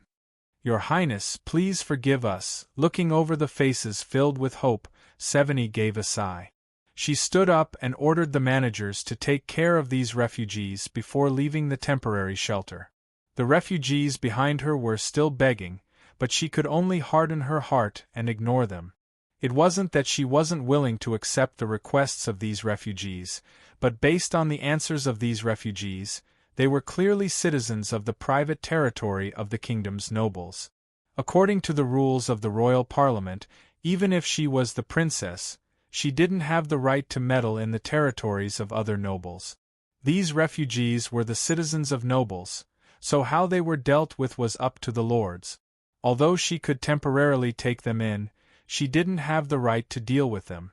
The only thing she could do was to temporarily settle them down and pretend that she didn't know about this matter, hiding it for a while.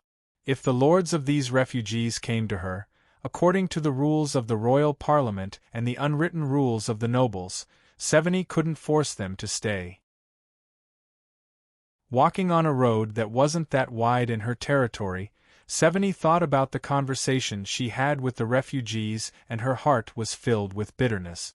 She thought that solving the food problem of the kingdom would improve the lives of the kingdom's citizens. But she never thought that the kingdom's citizens would suffer this kind of hardship.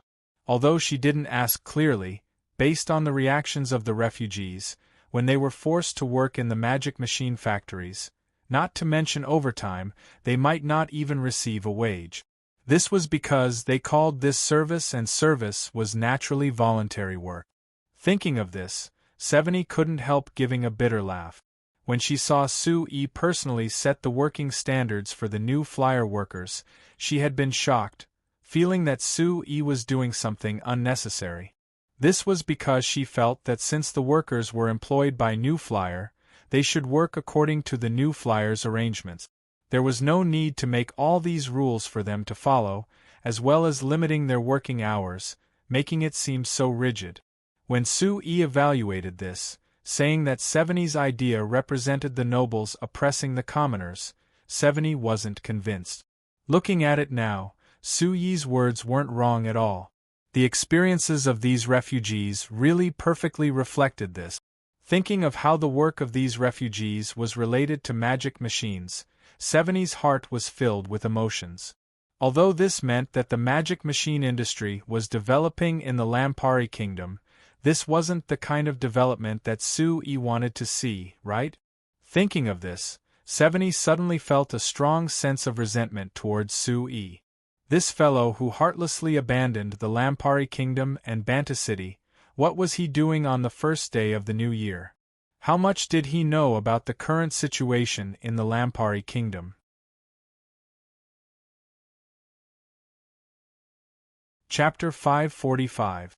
If Sue knew that Seveni was complaining in her heart about him abandoning the Lampari kingdom and Banta City, he would have shouted that he was wronged.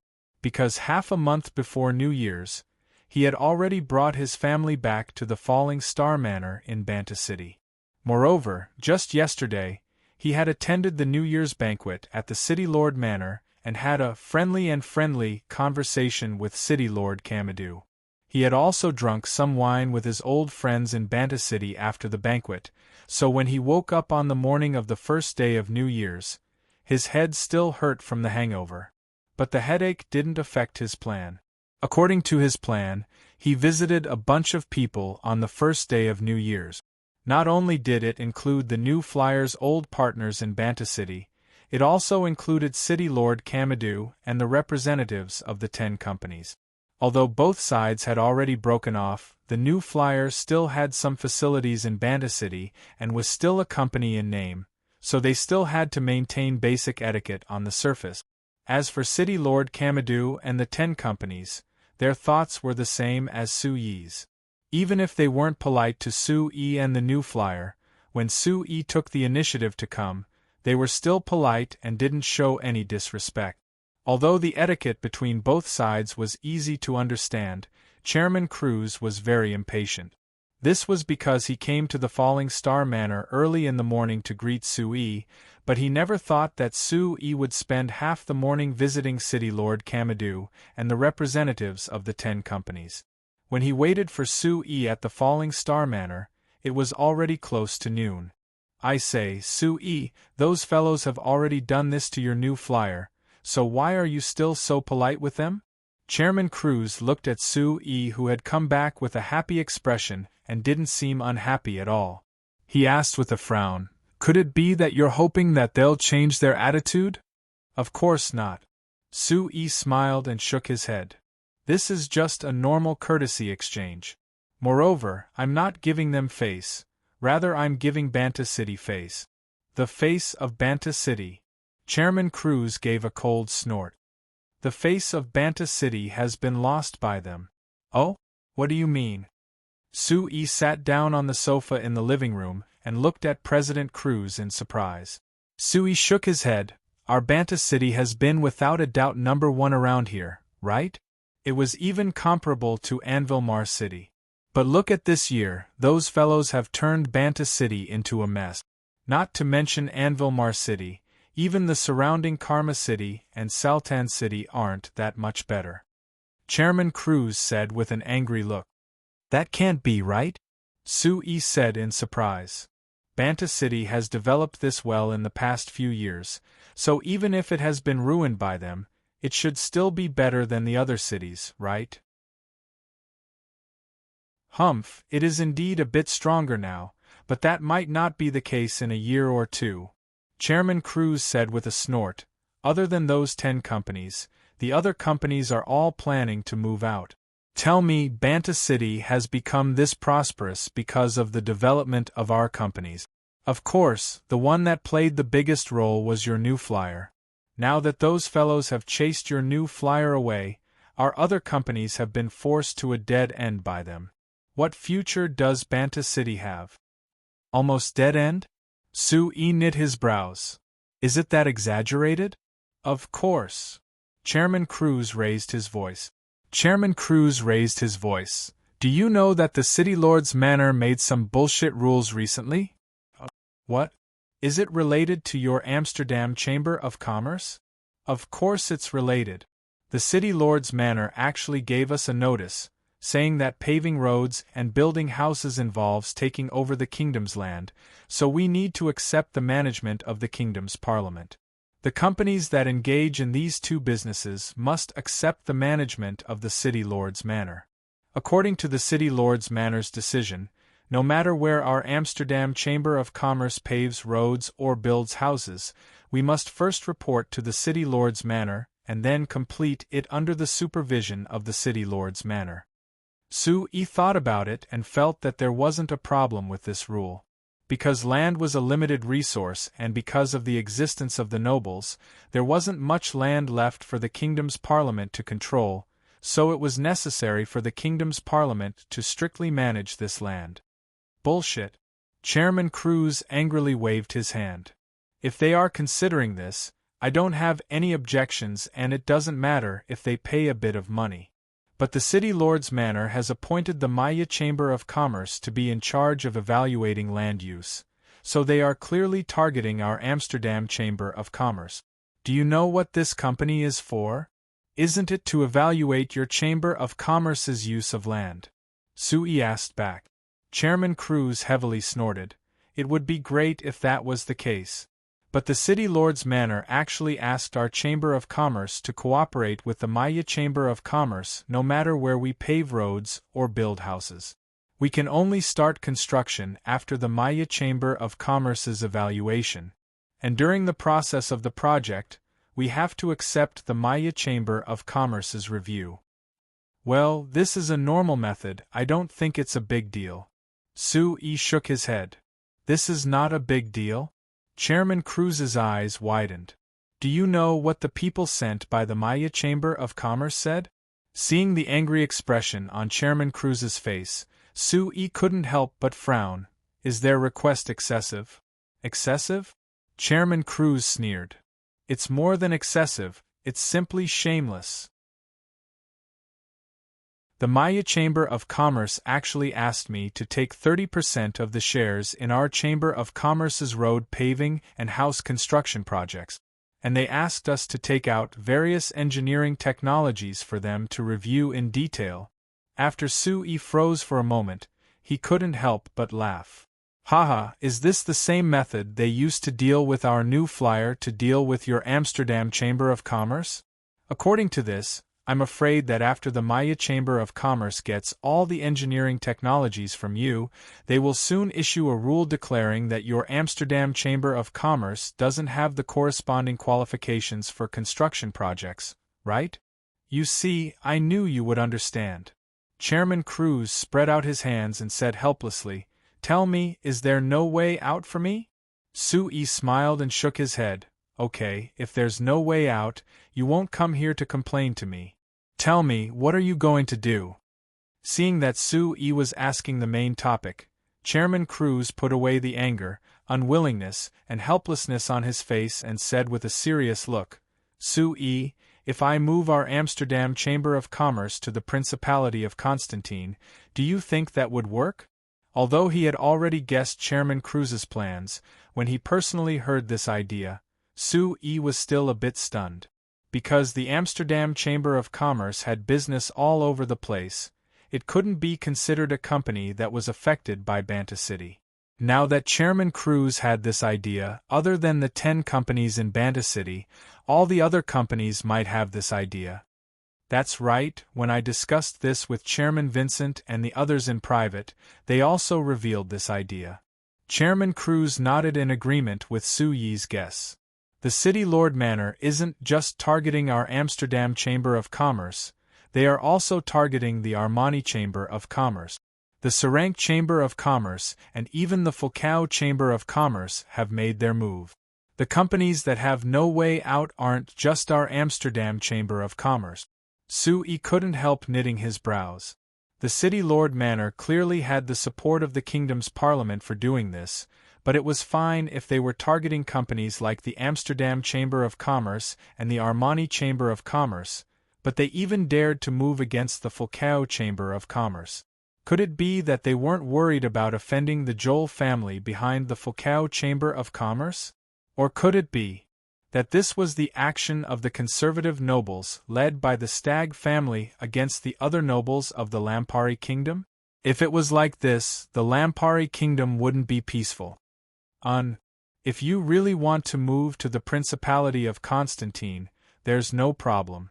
Sui thought about it before saying with a nod, "The Principality of Constantine is easy to get through, I can help you with this."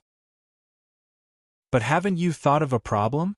Your situation is different from our company, so if you want to get rid of the rules of the City Lord Manor, you have to change the registration of the Amsterdam Chamber of Commerce. Of course I've thought of this, Chairman Cruz said in a deep voice. I understand what you're worried about. Indeed, like this, our Amsterdam Chamber of Commerce can no longer be considered a Banta City company, which is equal to losing the foundation that we worked hard to build over the years. In order to avoid the measures of the kingdom's parliament, we might even become a foreign company. Can you accept this result? Sui asked with a serious look. What can I do if I don't accept it? Cruz sighed. Chairman Cruz gave a sigh. Those fellows are clearly trying to kill our company, so if I just wait for death, I would be an idiot. I don't have the ability or qualification to resist, so I can only hide. Sui also couldn't help giving a sigh. Since His Highness Eric became king, he expected this day to come, but he never thought that the other side would move this quickly, directly, and even barbarically. Looking at it now, they had restrained themselves when dealing with the new flyer, but when dealing with a company like the Amsterdam Chamber of Commerce that didn't have a strong backing, they were incomparably barbaric. It was clear that the Amsterdam Chamber of Commerce wasn't the only company they wanted to deal with. According to the actions of the City Lord Manor in the past half a year, their goal was to bring Banta City under the control of those 10 companies. In other words, it was to bring Banta City under the control of the large nobles behind those 10 companies. But the problem was, were they really that confident in themselves? Were they certain that, if they drove away the other companies, they would be able to run Banta City as well as before? Sui was deeply doubtful of this. Chapter 546. A few years ago, when New Year's passed, there would be countless people who came to Banta City from other cities looking for work. These people even surpassed the original population of Banta City by several times. So during this time each year Banta City would be filled with people and it would be very lively. However, after New Year's this year, the people of Banta City were surprised to find that there were much fewer people coming to Banta City from other places. Although there were still groups of people coming from other places in the Furson Carriage Company's magic cars each day, there were much fewer people compared to last year. This large drop made the citizens of Banta City, who were familiar with the situation of the past few years, feel that Banta City was a bit deserted this year. When winter came and the new year passed day by day, the people of Banta City found something that surprised them. Because of the waves of people that came to Banta City over the past few years and adding in the increase in people's income, the various large companies had opened countless stores in the city to satisfy the needs of the people that came. But now, the stores in the city were all closing their doors. At first it was the Amsterdam Chamber of Commerce that announced that they were closing their housing sales center outside the city. Then the Armani Chamber of Commerce announced that they were closing their 2 clothing stores in the city. After this, there were more and more companies that announced that they were closing their stores. The people of Banta City even woke up every night, and when they went out the next day, they found that there were several stores that were closing. If it was said that the people of Banta City felt a bit deserted because there were fewer people on the streets, then the stores closing one by one made this feeling even deeper. It was like in the blink of an eye, Banta City that was even more prosperous than Unveil City had suddenly fallen.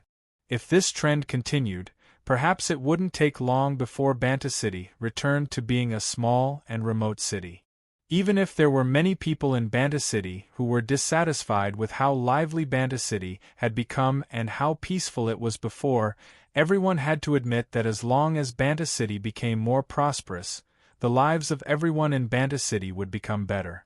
Returning to the peace of the past was good, but if Banta City became poor again, people would lose their good jobs and their lives would become hard again. That was something that no one was willing to accept. But whether he was willing to accept it or not was one thing, and whether he could stop this change was another. Moreover, the fact in front of everyone was that this trend couldn't be reversed. Banta City seemed to be walking further and further down the path of turning back. Seeing the shops with the familiar company emblems announcing their closure one by one, leaving only the flags of the 10 companies that were still flying in Banta City, the people of Banta City couldn't help revealing a trace of resentment when they looked at these flags. If it wasn't for those fellows, how could the new flyer leave Banta City? If the new flyer didn't leave Banta City, how could Banta City have become like this? These resentful people did not only include many ordinary people who used to have good jobs but later lost their jobs because of the 10 companies, but also many nobles in the city. These nobles in Banta City only needed to invest in a company, and they would receive quite a bit of dividends each year, living a comfortable life. But these 10 companies came and squeezed out the other companies, causing these nobles to lose large amounts of benefit. If they were to compare the degree of resentment, these nobles were even more resentful than the normal citizens. The current situation wasn't good, so these nobles could only hide their resentment in their hearts. If they waited for a suitable time, this resentment would definitely explode. But unlike these nobles who didn't dare vent their resentment because of their status as nobles, the normal citizens were resentful, but to them, the most important thing was their own lives. Now that the 10 companies had monopolized most of the jobs in the city, they kept their wages as low as possible and their work intensity was several times that of the other companies in Banta City. If they continued to stay in Banta City, it was clear that they wouldn't be able to obtain the same satisfying jobs as before. So after thinking about it, the people of Banta City finally made a decision. They would leave Banta City and go to other places to find satisfying jobs. Actually, before this, when the new flyer went to the Principality of Constantine to open the Shinfei farm, they had already recruited many old farmers from Banta City, and there were many old farmers who had moved their entire families there. adding in the fact that there were many people who came to Banta City from other places looking for work each year. For the citizens of Banta City, leaving Banta City wasn't a hard decision to make. Before the first month of the new year passed, there was a situation that was completely different from normal in Banta City. In the past, there would be countless people coming to Banta City from other places, but there were groups of people leaving Banta City this year. Some went east to the Mirando Duchy. The new flyer worked with the Mirando Duchy and the Kingdom of Ruhr, deciding to build a new production base in Ampristan town in the Mirando Duchy. They were currently recruiting large amounts of workers and were in urgent need of skilled magic machine workers. At the same time, the Amsterdam Chamber of Commerce had entered the Mirando Duchy, planning to help the Mirando Duchy build several roads that connected the duchy, which also required large amounts of labor. Other than this, the Armani Chamber of Commerce, the serene Chamber of Commerce, and the other old companies of Banta City had moved many of their factories to Ampristan town, so they also needed to recruit workers who were willing to follow them. It's said that in order to attract these companies to invest, the Mirando Duchy had given them a very high tax rate and had many policies to support them.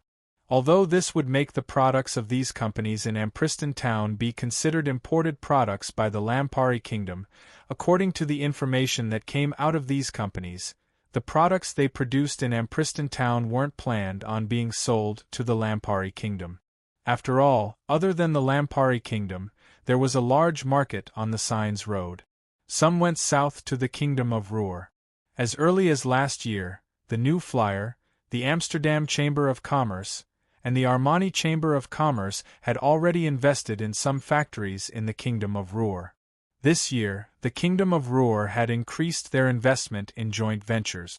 Although the Kingdom of Ruhr had requested these three companies to recruit local workers, in terms of the need for skilled workers, these three companies had to recruit large amounts of workers from Banta City to satisfy their needs.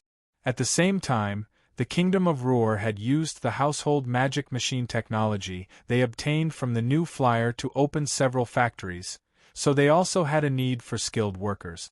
The Kingdom of Ruhr naturally didn't have any talents in this area, so naturally they could only look for skilled workers in Banta City. Moreover, compared to the New Flyer and the other companies, the Kingdom of Ruhr gave skilled workers a higher wage.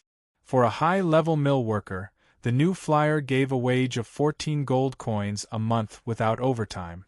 As for the factories in the Kingdom of Ruhr, they gave a high wage of at least 18 gold coins a month, and they could enjoy high treatment. Apart from those who headed east and south, the vast majority of the remaining people headed west. Most of them entered the Black Rice Wasteland and stopped. They went to the factories built by the New Flyer and the other companies, but now several dozen Banta City companies had moved to them. The final group went south from the Black Rice Wasteland, entering the Principality of Constantine. These people mainly entered the factories built by the New Flyer in the Principality of Constantine, and some were recruited by the Amsterdam Chamber of Commerce, working for the Amsterdam Chamber of Commerce's newly built Constantine Seaside Garden District. There were quite a few people from other places who came to Banta City to look for work, but after coming to Banta City and understanding the situation, these people all went in different directions and left Banta City again. In the first month of the new year, Banta City was quite chaotic because of the new year and the people who came and went. After the first month and less than half of the second month, when one came to the streets of Banta City, one would find that this city that people called a miracle a few years ago had become an empty city. There was a bit of a cold breeze in the early spring, and there was a piece of paper that had been thrown on the street that had rolled several times in the wind, landing at Seveni's feet. Looking down at the piece of paper, Seveni carefully picked it up. Opening it, she found that it was a promotional flyer for the Armani Chamber of Commerce's clothing store. Looking at the colorful pictures on it and then looking at the empty street that didn't have many people, Seveni couldn't help feeling a bit of pain in her heart. In her impression, Banta City had always been more prosperous than Anvilmar City and was always filled with vitality. People always had bright smiles on their faces, so why did it become like this? Although she knew that the new flyer leaving Banta City would affect Banta City, Seveni never would have thought that it would be this serious. Banta City could become prosperous because of the appearance of the new flyer, which led to the development of the magic machine industry in Banta City, allowing the entire Banta City to develop. Now that Banta City had become ruined, it was also because the new flyer had left Banta City. Could it be that to Banta City, the new flyer was really that important? Actually, there was no need to ask this question. Seveni was very clear that the answer was yes. She wouldn't feel any regret or annoyance because of what had already happened. Coming to Banta City this time, other than finding Sue to help her solve the problem of the refugees in her territory, she also had another important thing to do. Now that Banta City had become like this, the current Lampari kingdom had also changed. These changes weren't good changes. Seveni saw many dangers from these changes. Even if she didn't want to interfere with the kingdom's internal affairs, as the Lampari kingdom's princess and as Lampuri XIII's daughter, she had to do something for the country. The first thing was to start with Banta City. Chapter 547. City Lord Kamadou looked at the form in his hand with a very strange expression. This was an application for a new company. The content was to open a company in Banta City. Properly speaking, for this kind of normal application, it wouldn't bother him as the Lord City Lord to personally look over it. But this application wasn't normal at all. First, when all the companies other than the 10 companies were leaving Banta City, there was actually someone who came to apply for a new company, which was very strange in and of itself. What was even more unusual was that the Seveni Chamber of Commerce was written on the application form. City Lord Kamadou naturally knew that this so-called Seveni Chamber of Commerce was a company supported by Her Highness Seveni. Around a month ago, Her Highness Seveni suddenly came to Banta City and didn't hide her track. So according to what was understood, City Lord Kamadou had invited Her Highness to a banquet on behalf of the City Lord Manor. At the banquet, Her Highness Seveni had told City Lord Kamadou that she might want to open a company. City Lord Kamadou thought that Her Highness Seveni was joking at that time. Although the nobles of the kingdom didn't care about the rules of the royal parliament and participated in some business activities, Her Highness Seveni had always kept to herself and never participated in any of this. Even when she had a good relationship with the new flyer and Sue, she had never heard of Her Highness Seveni obtaining any benefits from the new flyer. But now Her Highness Seveni wanted to open her own company? How was this possible? But the application in front of City Lord Kamadou clearly told him that this wasn't a joke. Moreover, this company was called the Seveni Chamber of Commerce. The applicant in name, who was the chairman, was actually the deacon closest to Her Highness Seveni. At the banquet, Her Highness Seveni had specially introduced him to City Lord Kamadou and asked him to take care of him. Take care. City Lord Kamadou couldn't help revealing a bitter smile. Because she had decided to give up the throne, Her Highness Seveni's reputation in the Lampari kingdom had reached a very high level. Whether it was in the hearts of the citizens or the nobles, she had a very high evaluation and reputation.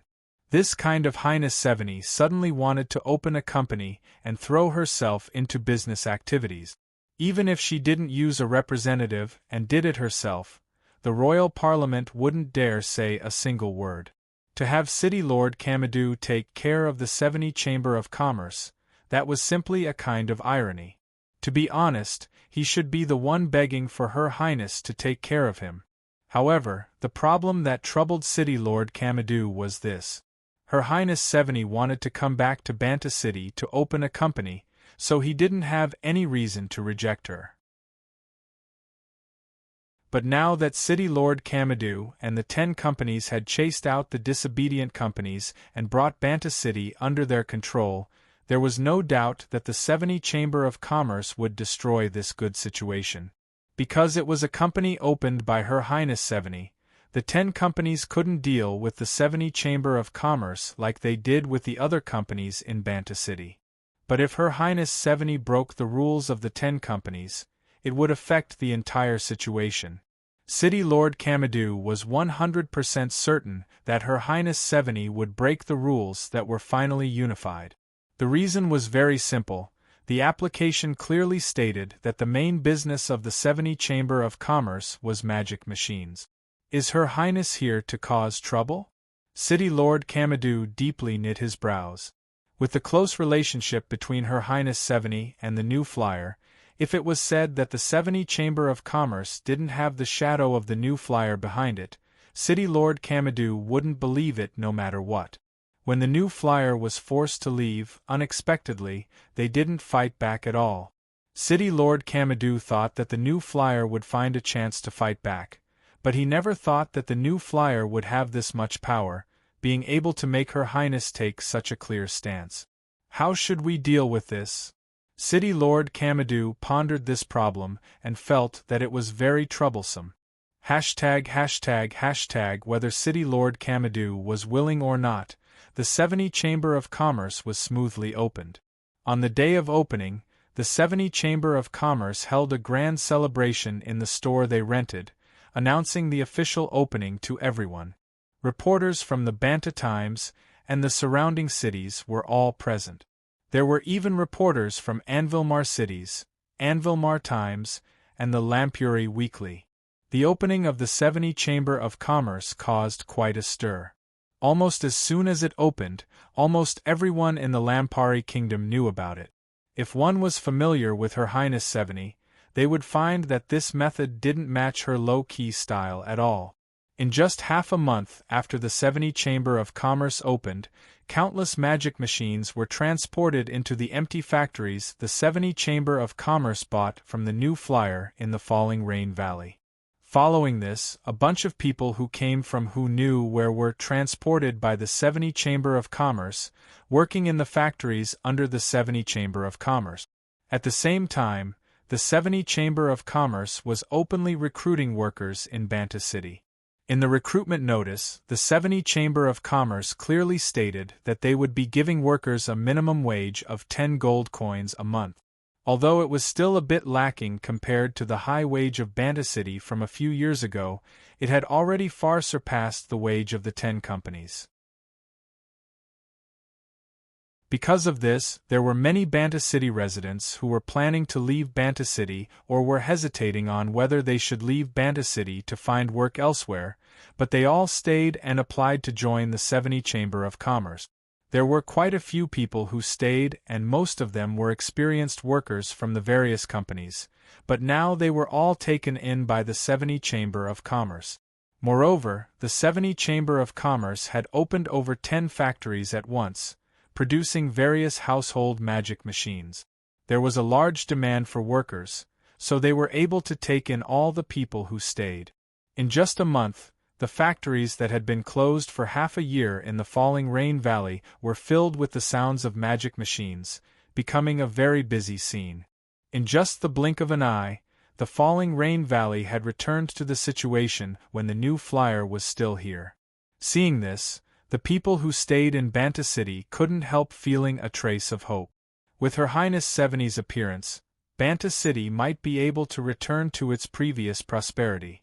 Although there were some people who were worried that the 70 Chamber of Commerce would be going against the 10 companies and the 70 Chamber of Commerce would be targeted. But because of Her Highness 70's guarantee and adding in the fact that since the 70 Chamber of Commerce opened, whether it was the 10 companies, the Magic Machine Industry Management Department, the Royal Parliament or the Royal Parliament, the people of Banta City had more confidence in the 70 Chamber of Commerce. Those fellows dared to go against the new flyer without any fear, but even if they had more courage, they wouldn't dare use the same method against Her Highness 70. Too naive. Sue gave a sigh and put down the Banta Times in his hand. He looked in the direction of Banta City to the northeast with a complicated expression. Before 70 opened the 70 Chamber of Commerce, she had met him and talked to him face to face. After that, she had contacted him several times to ask for his opinion. Su-yi was actually very against her doing this because she had already given up on fighting for the throne, so she should just live a secluded life in her territory. Why did she need to involve herself in the matters of the Lampari kingdom? But Seveni was very determined and already had some ideas. Su-yi knew that it was impossible to persuade her, so he could only give up the idea of persuading her. He didn't give any suggestions and just followed her requests, doing what she wanted. The Seveni Chamber of Commerce could be considered poor when it was first established. The reason why they could get on the right track in such a short period of time and produce their first batch of products in less than 2 months was all because of Su-yi's support. But Su-yi wasn't optimistic about the Seveni Chamber of Commerce's prospects. Although those fellows were worried about Seveni's identity and didn't dare deal with the Seveni Chamber of Commerce like they did with the new flyer, those fellows definitely wouldn't allow the Seveni Chamber of Commerce to continue like this. Even if they didn't use any rough methods, Su-yi could think of countless ways to make the Seveni Chamber of Commerce unable to keep going. Among them, there was a very direct and effective method that Seveni definitely couldn't deal with. Su-yi was very clear on the consequences, but he didn't plan on reminding Seveni. First, even if he did, Seveni wouldn't believe him. Moreover, Su-yi hoped that those fellows would really use this method to make Seveni give up. Whether Seveni was disheartened and returned to her territory to live a secluded life, or if she wanted to change the Lampari kingdom, Su-yi was very willing to see it. The only thing stopping Su-yi was his conscience. When capital comes to this world, from head to toe, every pore is covered in blood and filth. Su-yi gave a sigh and looked down at his hands. My hands, it won't take long before they will be covered in blood and filth. Chapter 548. 4 months had passed since year 3784 of the new continental calendar. Even in the north of the continent, it was already early spring, and the cold weather was long gone. And in the Principality of Constantine, which was located in the south of the continent, there was even a trace of heat at this time.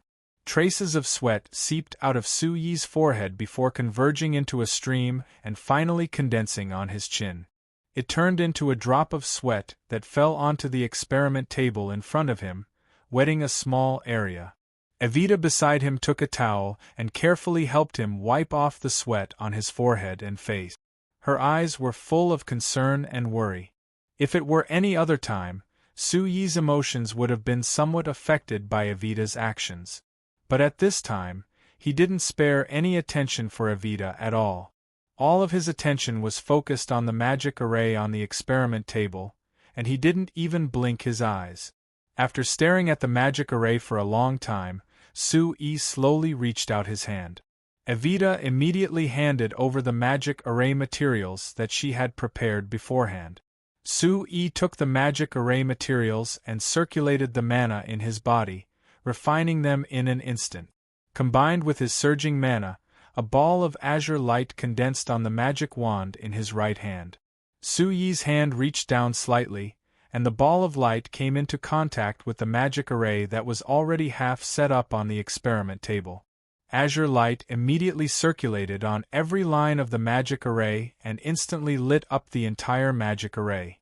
The magic wand moved slightly on a section of the magic array and drew out a brand new line, expanding the magic array a little. As Su-yi's hand continued to move back and forth, lines of magic array were drawn at the tip of the magic wand, making the magic array more complicated little by little. Evita looked at the focused Su-yi and her heart was full of admiration. Although this wind magic array was only a level 7 magic array and wasn't particularly high level, she could still successfully draw it with her current level of skill. But she definitely couldn't do it as smoothly as Su-yi. Moreover, there wasn't a single mistake from the beginning, and every line of the magic array was exactly the same as on the blueprint. And from the surging mana flowing through Su-yi's body, it could be seen that his level of mana had far exceeded that of an ordinary magus of the 9th rank. Even if great magician Camilla said that he hadn't reached the level of a great magician, Evita thought that he wasn't far from it. And Sui wasn't even 35 years old yet. According to his speed of improvement, it shouldn't be a problem for him to become a great magician before the age of 40. According to what Evita knew, in the history of signs, there had never been a magician who had become a great magician before the age of 40. If Sui really became a great magician before the age of 40, he would have already made history. Moreover, Sui had never truly spent all his time on magic research. On the contrary, magic research only took up a very small portion of his time, so small that Evita found it somewhat unbearable. But even so, his magic level still improved so quickly. It had to be said that this was the difference between talent. But Evita had to admit that researching magic machines could also increase a mage's understanding of magic. Not to mention the researchers of the Academy of Magic, just Evita herself. When she entered the Academy of Magic, she was only a normal 4th grade magician. But now that she had entered the Academy of Magic for 3 years, she was already close to the 7th grade magician level. She was certain that even if she spent all her time and energy on researching magic, she wouldn't be able to reach this speed. Evita didn't understand why this was, but a conversation she had with Sui answered her doubts. Sui had told her that magic was just a process of a magician using magic to arrange the magic elements. Researching magic machines required precision, logical thinking, and an extremely high understanding of spatial structures. If one grasped this knowledge, it would be much easier for them to arrange and combine the magical elements to form the corresponding magic spells. Evita confidently researched Sui's words and found that this explanation wasn't wrong at all. While researching magic machines, she had learned all kinds of strange knowledge from Sui. This didn't just include spatial geometry, high-level algebra, basic physics, and the aerodynamics that she needed to study the magic airship. She also learned logical reasoning, reverse thinking, and other methods that could improve a person's logical thinking. As she researched magic machines, Evita felt that it was much easier for her to learn and grasp new magic compared to before. It was also much clearer and more thorough. Moreover, her magic level was low before, so she only learned low-grade magic. Now she was learning high-grade magic, and it was much easier for her compared to low-grade magic. It had to be because of this. But when she thought of this problem, Evita admired Sui even more in her heart. The strange knowledge in Sui's mind, Evita could guarantee that no one in signs could grasp it. But he naturally had this knowledge. It could be seen that he was a very outstanding genius. At least in terms of magic machines, Evita felt that she was far from Sui's level. For example, the stage variable wind array that Sui was currently drawing, it was a magic array that Evita had researched to allow the magic airship to have multiple speeds. But during her experiments, Evita found that no matter how she adjusted the magic array, she couldn't perfectly fuse the magic airship with the magic array.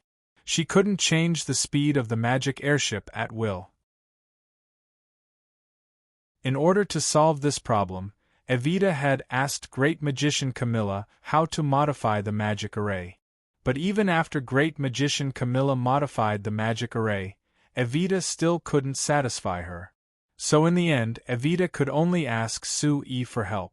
It had to be said, no matter how the researchers of the Academy of Magic and the Magic Machine Development Center improved, in terms of combining magic and machines, there was no one who could compare to Sui.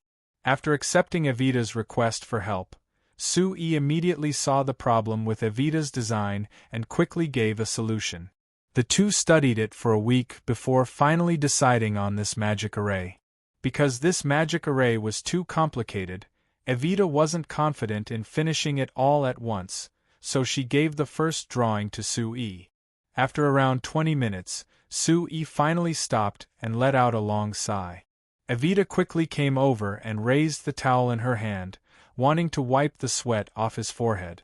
Sui didn't react at first, but when Evita's hand touched his face, he suddenly woke up. He quickly took the towel from Evita's hand and forcefully wiped his face a few times. A trace of disappointment flashed in Evita's eyes before her attention fell onto the magic array. After carefully looking it over and confirming that there was no mistake with the magic array, Evita reached out a finger to tap it. With the infusion of magic, the entire magic array lit up with a deep blue glow, and there was a gentle breeze that came from the magic array. Sue-Yi was blown by the breeze and instantly felt much cooler.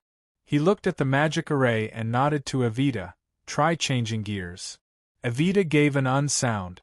Her right hand kept inputting magic and her left hand made a small adjustment on the magic array, causing the wind coming out of the magic array to change.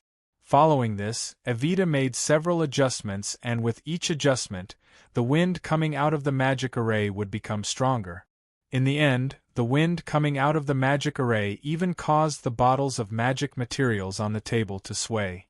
"Very good, it's a success." Sui laughed as he signaled to Evita to stop inputting magic.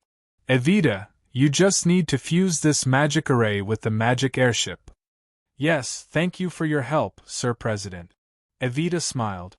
Evita said with a faint smile, "If it wasn't for you, I don't know when I could solve the problem of this magic array."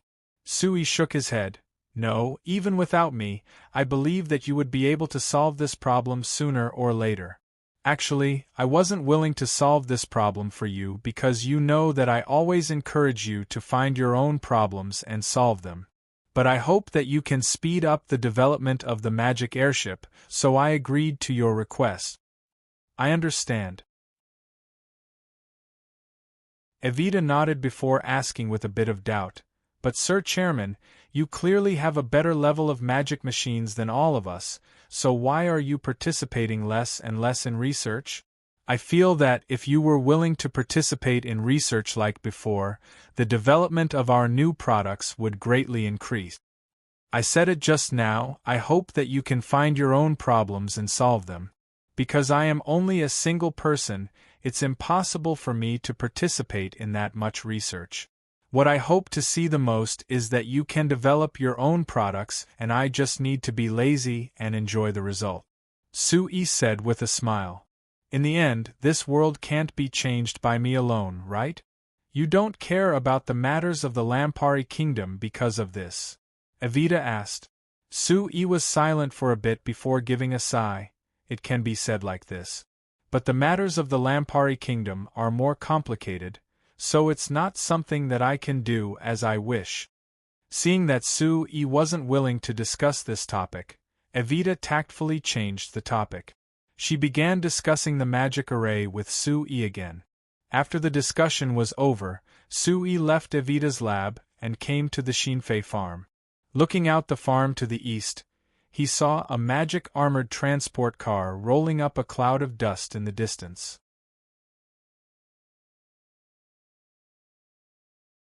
Chapter 549. Since the Beastmen cleaning up the Black Rice Wasteland last year, the harassment and attacks on the new Flyers base on the Black Rice Wasteland had decreased. Entering the New Year's, from last month to now, it had been close to 3 months since a single Beastman dared to harass the base, not to mention directly attacking it. Of course, even if it was calm, they couldn't let down their guard. Although the 500 guards 70 sent had left after completing their mission and were now stationed in the 70 Chamber of Commerce's production base in the Falling Rain Valley, the Frestec Chamber of Commerce and the other companies still had their guards tightly guarding the base. They would wander around the Black Rice Wasteland from time to time, sweeping out some beastmen who didn't have eyes yet.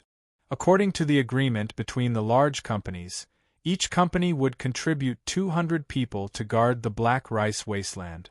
New Flyer would rotate the guards on the Black Rice Wasteland every month. Other than letting the guards on the Black Rice Wasteland rest for a while, it was also according to Hart's suggestion that each guard of the company could participate in actual combat, increasing their battle strength through actual combat. But for Sui there was another goal. It was to keep changing shifts to upgrade the military magic machines on the guards and then test them in actual combat.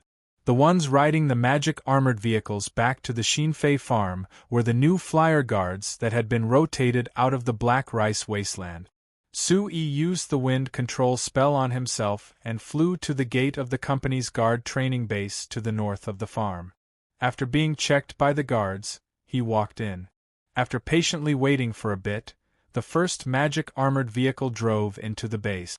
What surprised Sui was that, after the magic armored vehicles drove in, there was a pure gold magic sedan that drove in. This magic sedan clearly wanted to drive into the base, but it was stopped by the guards. The window of the driver's seat rolled down and a young man with the characteristics of the Principality of Constantine poked his head out, cursing at the guards. "Don't you have eyes? Can't you see that this is the Lord's car? Get out of the way." The guard replied indifferently, "I'm sorry, this is a military-restricted area. Without permission, unrelated people are not allowed to enter." "Unrelated my ass. This is Sir Lord's territory, you dare to not let me in? Do you believe that I will immediately drive over and kill you?" The driver continued to shout arrogantly. The guard didn't reply and took out the weapon in his hand, pointing it at the magic sedan. His intentions were clear. Seeing the reaction of the guard, the driver was even angrier. He cursed out and started the magic sedan. Based on his stance, it seemed like he was prepared to charge over. Seeing that the situation was about to erupt, the guards of the company at the entrance were already prepared. Even the medium-sized magic trebuchets hidden in the base were activated. Sui knit his brows and walked out. Seeing Sui come out, the guards relaxed a bit, but they still kept staring at the magic sedan. The driver stuck his head out again, glanced at Sui and asked, "Hey, are you in charge? Quickly have these blind fellows move aside." Sui shook his head and was too lazy to care about him. He looked at the back of the magic sedan and raised his voice, "Lord, please get out. No vehicles outside the base are allowed to enter, please understand." After a while, there was a cough that came from the magic sedan. Lord Wine opened the door and came out with a smile. He first looked at the gate of the base before Lord Wine said to Sui with a smile, Sorry, I fell asleep in the car and didn't know we were here. Chairman Su is right, this is an important base for your company's guards. For outsiders like us, we can't casually enter." Hearing Lord Wine emphasize the word, outsiders, Sui slightly knit his brows and said, "Lord Wine's words are too serious. May I ask Lord Wine, for you to suddenly come here, is there something you need?" Seeing that Sui didn't want to let him in, Lord Wine's face couldn't help sinking, but he still revealed a smile. He pointed at the row of magic armored vehicles parked in the base and said, "I met them on the way and asked them. They said that you were coming to the base, so I followed them." "That means that Lord Wine is looking for me? Then what is it?" Sui asked. "Actually, it's related to these magic armored vehicles." Lord Wine gave two dry laughs before continuing, "I came this time to ask Chairman Su, are you selling these magic armored vehicles?" Sui was a bit surprised. "What? Lord Wine is also interested in this?" "Yes." Lord Wine nodded. "Chairman Su, you also know that I've been in a bit of conflict with Count Fran to the south. I feel that your magic armored vehicles are very easy to use. If you can sell me some, I'll be more assured." A bit of conflict? Sui found this a bit funny. It was clearly Lord Wine who kept provoking him, and Count Fran couldn't take it anymore, so he started a war with Lord Wine. Now that both sides were fighting to the death, this was called a bit of conflict? Sui always felt that the Principality of Constantine wasn't like a country, and this matter proved it. Count Fran was another lord who ruled a territory to the south of Lord Wine's territory. He was the same as Lord Wine, a count of the same status as the Principality of Constantine. But the relationship between the two sides wasn't harmonious at all, and now they were fighting. In comparison, this place was more like a period of the Middle Ages in Europe. The feudal lords were all independent, just like small countries.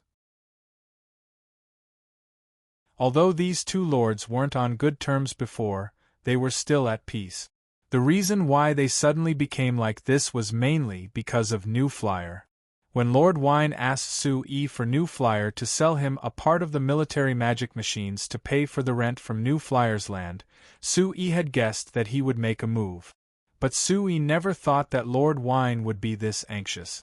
Just a month ago, the Fresteck Chamber of Commerce had agreed to give him the military magic machines he needed. In the end, he had provoked Count Franz several times last month, and both sides had entered the real battle stage at the beginning of the month. It had only been half a month since then, but the two sides had already fought more than 10 battles, big and small. In these battles, Lord Wine had the absolute advantage without a single exception. He had already taken a small part of Count Franz's territory without any hesitation.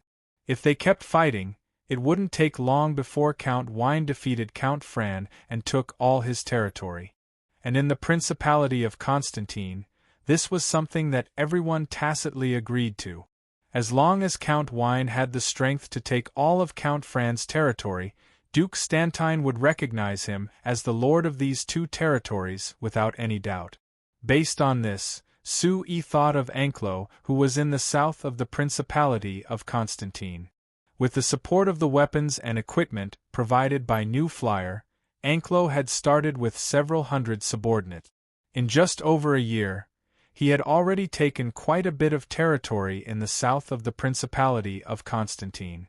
According to the person who came to trade with them last time, Anclo was prepared to submit a request to Duke Stantine for the land he occupied to be his private territory.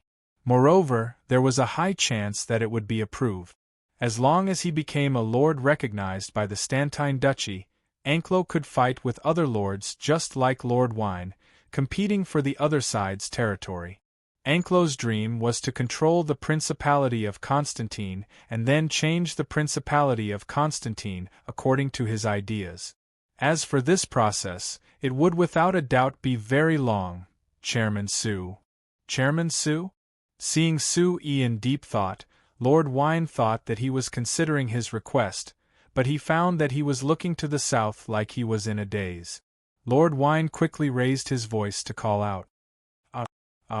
I'm sorry, I was thinking too far ahead, Sue said with a smile.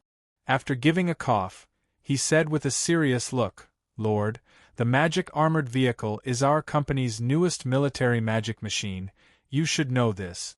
Normally speaking, this newest military magic machine isn't easily sold. Hearing this, Lord Wine revealed a happy smile. Sue's tone had a clear meaning, this thing could be sold. As expected, Sue softly continued, but since our company came to the Principality of Constantine, the Lord has taken care of our company.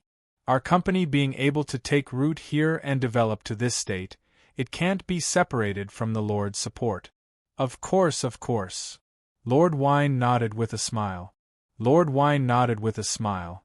a company like your New Flyer that helps everyone's lives, of course I have to support it. Not to mention that the Duke has personally told me to help you as much as possible. Sue gave a secret laugh in his heart. Whether it was Lord Wine or Duke Stantine's so-called support, it was all based on a single word, which was money. In order to smoothly develop in the Principality of Constantine, the New Flyer invested over 500,000 gold coins in the Principality of Constantine each year. As for the cost on the surface, it was also over 1,000,000 gold coins. If such a large investment couldn't be exchanged for a return, it would be too unbelievable. In short, Lord, if you really need this magic armored vehicle, it isn't that we can't discuss it.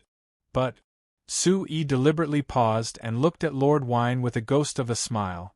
The price of this magic armored vehicle is much more expensive than your magic sedan, so don't mention the price to me, I don't have that many gold coins. Lord Wine cut Sue off. He looked at Sue with sparkling eyes and said with a serious look, Chairman Sue, didn't you always want your own territory? How about I give you a piece now?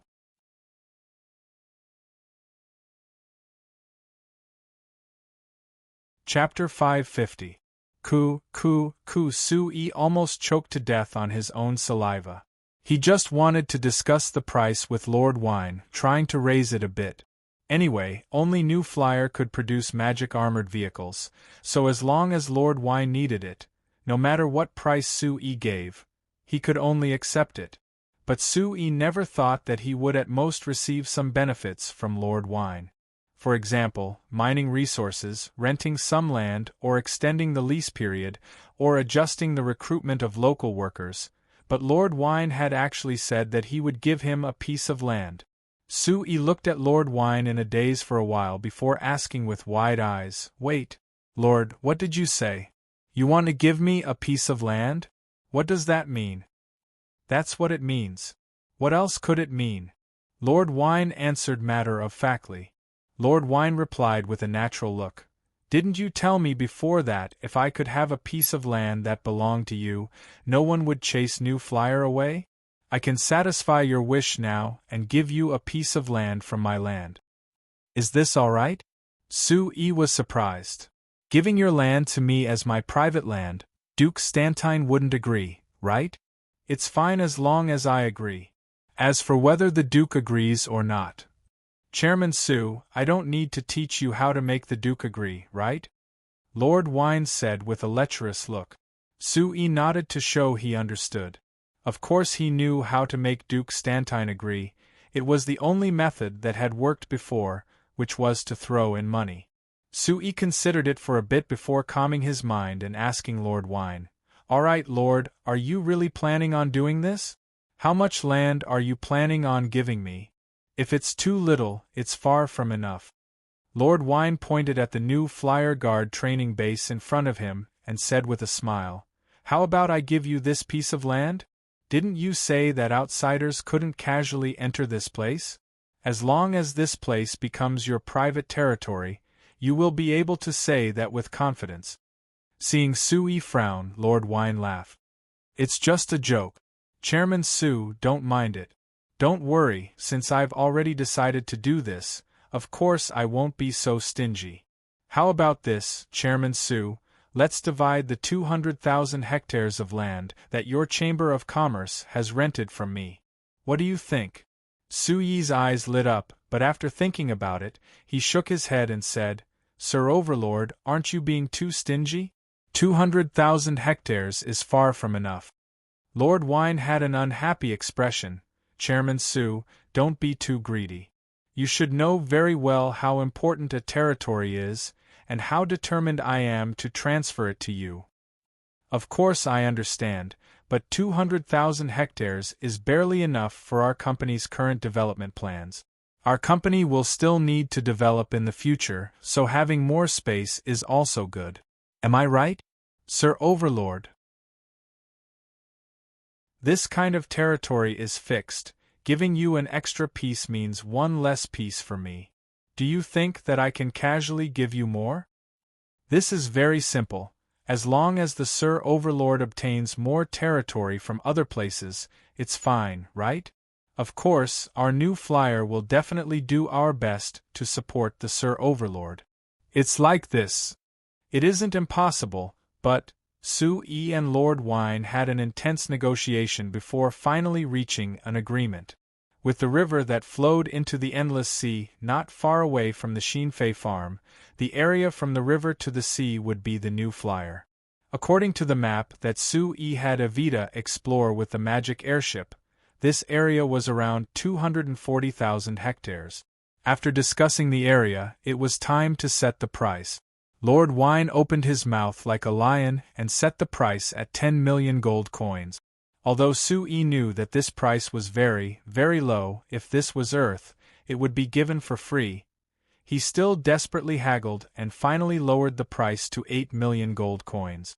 For such a large transaction, naturally it was impossible for the New Flyer to pay in gold coins. Lord Wine didn't come for gold coins. According to the agreement between them, the New Flyer had to provide Lord Wine with 100 magic armored vehicles, 1,000 magic repeating crossbows, 5 large magic trebuchets, and 3,000 individual military magic machines. Other than the military request, Lord Wine also wanted the Frestec Chamber of Commerce to help him build 3 canned fruit factories and 5 household magic machine factories, as well as transfer the corresponding production technology. Calculating it all, the value of these things added together was less than 5 million gold coins. The reason why Lord Wine agreed in the end was because Sue had taken the initiative to send the Frestec Chamber of Commerce's guards to help him when necessary. Although Lord Wine hadn't personally seen the battle strength of the new flyer guards, just based on the large amounts of elves and dwarves, as well as the incomparably fierce human warriors, he could tell that their battle strength was very terrifying. Moreover, according to the news from the Black Rice Wasteland, the new flyer guards had the absolute advantage against the most brutal beastmen tribes of the Black Rice Wasteland. Up to this point, there hadn't been any news of the new flyer guards dying and not a single one being heavily injured. If he could have such a terrifying battle strength as reinforcements, it would without a doubt greatly increase Lord Wine's confidence. After both sides reached an agreement, they immediately signed an agreement. According to the agreement, as long as Sue could defeat Duke Stantine and obtain Duke Stantine's approval, this agreement would automatically take effect. After sending Lord Wine off, Sue couldn't help the excitement in his heart as he broke out in laughter. When he was in the Lampari Kingdom, although he had obtained the status of a noble and obtained a piece of private territory, this small territory was very small. But not mentioning how small this territory was, it was still under the control of the Lampuri Kingdom, so it couldn't be considered his territory.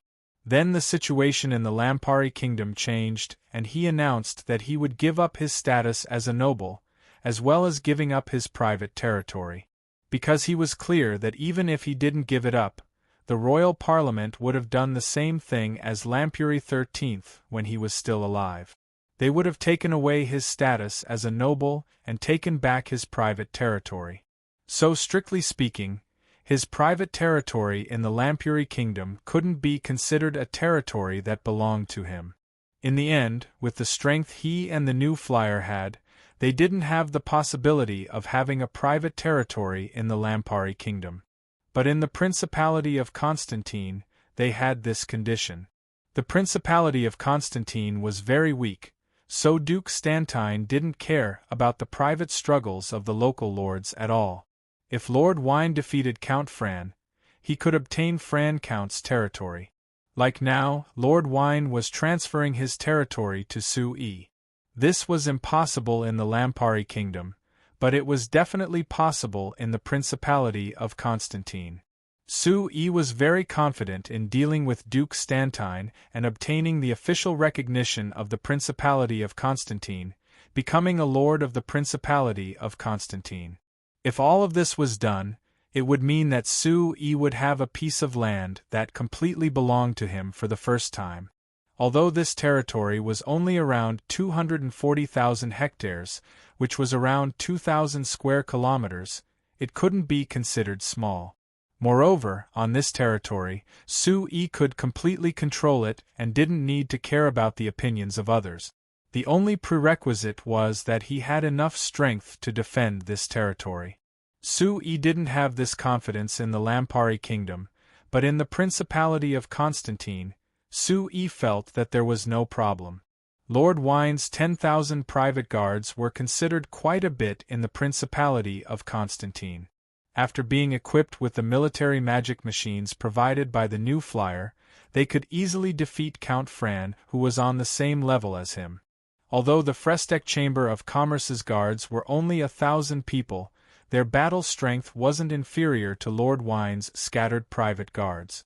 It was even possible that they far surpassed them. With this kind of power, perhaps the new flyer wasn't qualified to participate in the competition for the lords of the Principality of Constantine, but it wasn't a problem for them to defend this territory.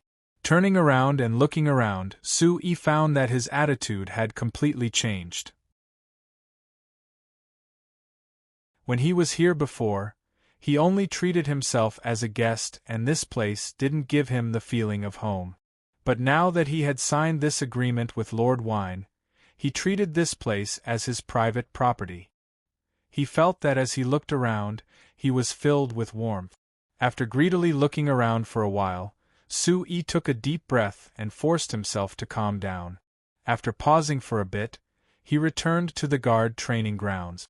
The guards who had returned had already gotten out of the magic armored vehicles and were standing in a neat square formation on the training grounds under Hart's command.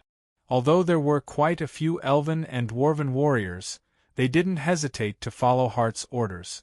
After close to a year of fighting, the different races of the new flyer guards had formed a deep friendship, and there was no longer the estrangement from before. Now even the proud elven warriors were willing to listen to the orders of the human guard Captain Hart. Seeing the firm faces of the guards, Sui nodded with a faint smile. He gave a short speech to everyone, praising their contributions during this time before dismissing them. When the guards scattered, Hart came to Sui's side with a strange expression. He first gave a bow to Sui before giving Sui a backpack. Sui took it in a daze. "Could it be that you brought back a gift for me?" Hart shook his head. "No, these are the orders I received."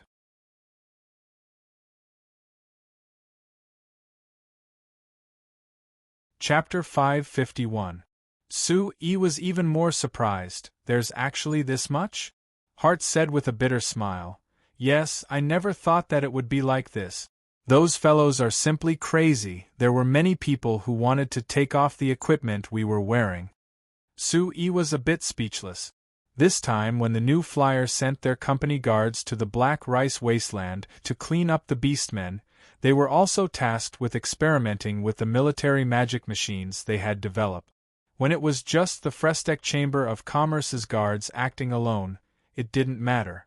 But when the Frestec Chamber of Commerce worked with 70's private guards and the guards of the other companies, after fighting together several times, there were countless people who were shocked by the powerful battle strength of the Frestec Chamber of Commerce's guards. They became interested in the military magic machines that the Frestec Chamber of Commerce's guards were wearing. At first it was Chairman Cruz of the Amsterdam Chamber of Commerce who asked Sui to buy some military magic machines to equip their company's guards.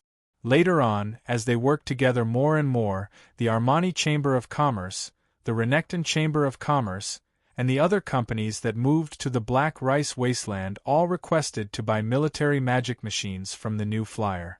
When the guards of these companies were equipped with these military magic machines and found that their battle strength had increased, the new flyer's military magic machines became even more popular, so there were endless orders that came in.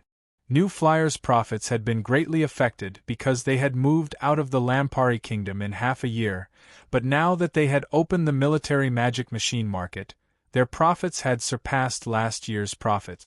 Just last month, the New Flyer's profits had broken 1,000,000 gold coins.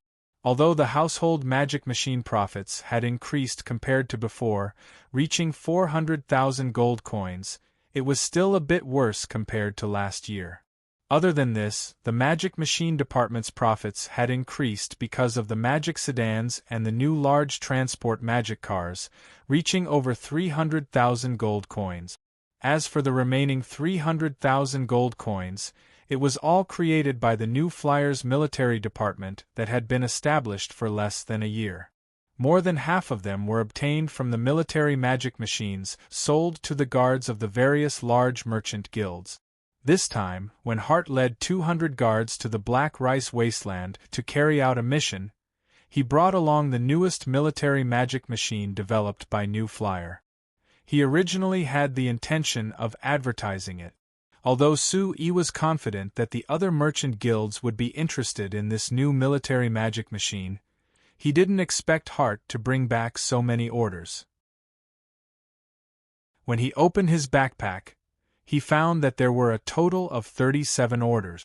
Apart from the companies that moved to the Black Rice Wasteland, there were also some companies from the Lampari Kingdom. You didn't tell them that if the Lampuri Kingdom wants to buy it, because of the tariffs, the price will be a bit higher? Sui asked Hart. I did, but the people sent by the Chamber of Commerce all said that the price isn't a problem as long as they have the goods, Hart replied. Sue picked up the 13 orders from the Lampari Kingdom's Chamber of Commerce and chuckled. Hart, tell me, how many of these companies have the shadow of those large nobles behind them? Hart grinned. Sir Chairman, I'm afraid you're wrong. In my opinion, you should be asking me how many of these companies don't have the shadow of those large nobles behind them. Yes, you're right. Sue looked at each order and shook his head with a smile. Forget it, we don't need to care about which large nobles are behind these companies. We only need to know that they will pay. Hart, have you explained the rules to them? I've explained it. Hart nodded. When the time comes, they will send people to the Black Rice Wasteland to receive our goods. We don't need to care about the rest. Very good, it seems that these large nobles don't want to attract too much attention. That's exactly what I want. Sue was silent for a bit before saying to Hart, since the other side wants to buy it, we aren't unwilling to sell it. You can pass these orders to Kennard later. He will make the appropriate follow-up arrangement. Hart nodded. After hesitating a bit, he suddenly reached into his chest and took out a letter for Sue. Sue was a bit confused as he took this letter without a clear signature. When he opened it, he was surprised to find that the one who wrote this letter was the current commander of the Lampari Kingdom's Western Army, Varian Lantis. Sue had only seen this Commander Lantis once because of Seveni's recommendation. Why did he suddenly write a letter and have Hart bring it over, making it seem so mysterious? Opening the letter, Sue understood. Putting aside the meaningless greetings in the letter, there was only one meaning in the letter. It was that the Western Army also wanted to buy military magic machines from the Frestek Chamber of Commerce. After reading the letter, Sue deeply knit his brows. Although I've heard that the Kingdom's army has the right to buy their own equipment, it should be approved by the Kingdom's Army Department, right? Commander Lantis wants to buy military magic machines from our company. Has he received approval from the Lampari Kingdom's Army Department? I'm not too clear.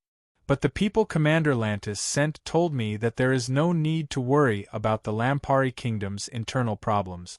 If the Western Army can solve their own equipment problem, the Kingdom's Army Department will be happy and definitely won't oppose it. Hart said. But this is the problem. Sue shook his head and said, the Lampari Kingdom gave up their own equipment because the Kingdom's Army Department doesn't have the money and can't provide enough equipment for the Kingdom's army. Now that the Western Army wants to buy their own equipment, this is a good idea, but where do they have the money? The people Commander Lantis sent told me to pass on the words Commander Lantis said. Commander Lantis said that if the new flyer wants to take root in the Black Rice Wasteland, they can't do without the support of the Kingdom's Western Army. If the Frestek Chamber of Commerce can provide enough help to the Western Army on this matter, the Western Army will repay them at the appropriate time. Oh! Sue looked at Hart with a strange expression. Is this a threat or a sincere offer to cooperate? I don't know. Hart shook his head. But the Western Army's influence on the Black Rice Wasteland is unquestionable. The Beastmen have been obediently staying in the Black Rice Wasteland for so many years because of the Western Army. If we can obtain the support of the Western Army, it will be much more convenient for our company to do things in the Black Rice Wasteland. Yes, I believe that is the case. But the problem is, how should we cooperate? Sue frowned as he looked at the letter in his hand. After thinking for a bit, he said, All right, I'll send a reply to Commander Lantis first. You can pass it to Commander Lantis for me. No matter what, there is no harm in establishing a connection between the two sides. Yes, I also think so. Hart nodded in agreement. After looking over the order, Sue had Hart report to Kennard and then asked him the question he was most concerned about.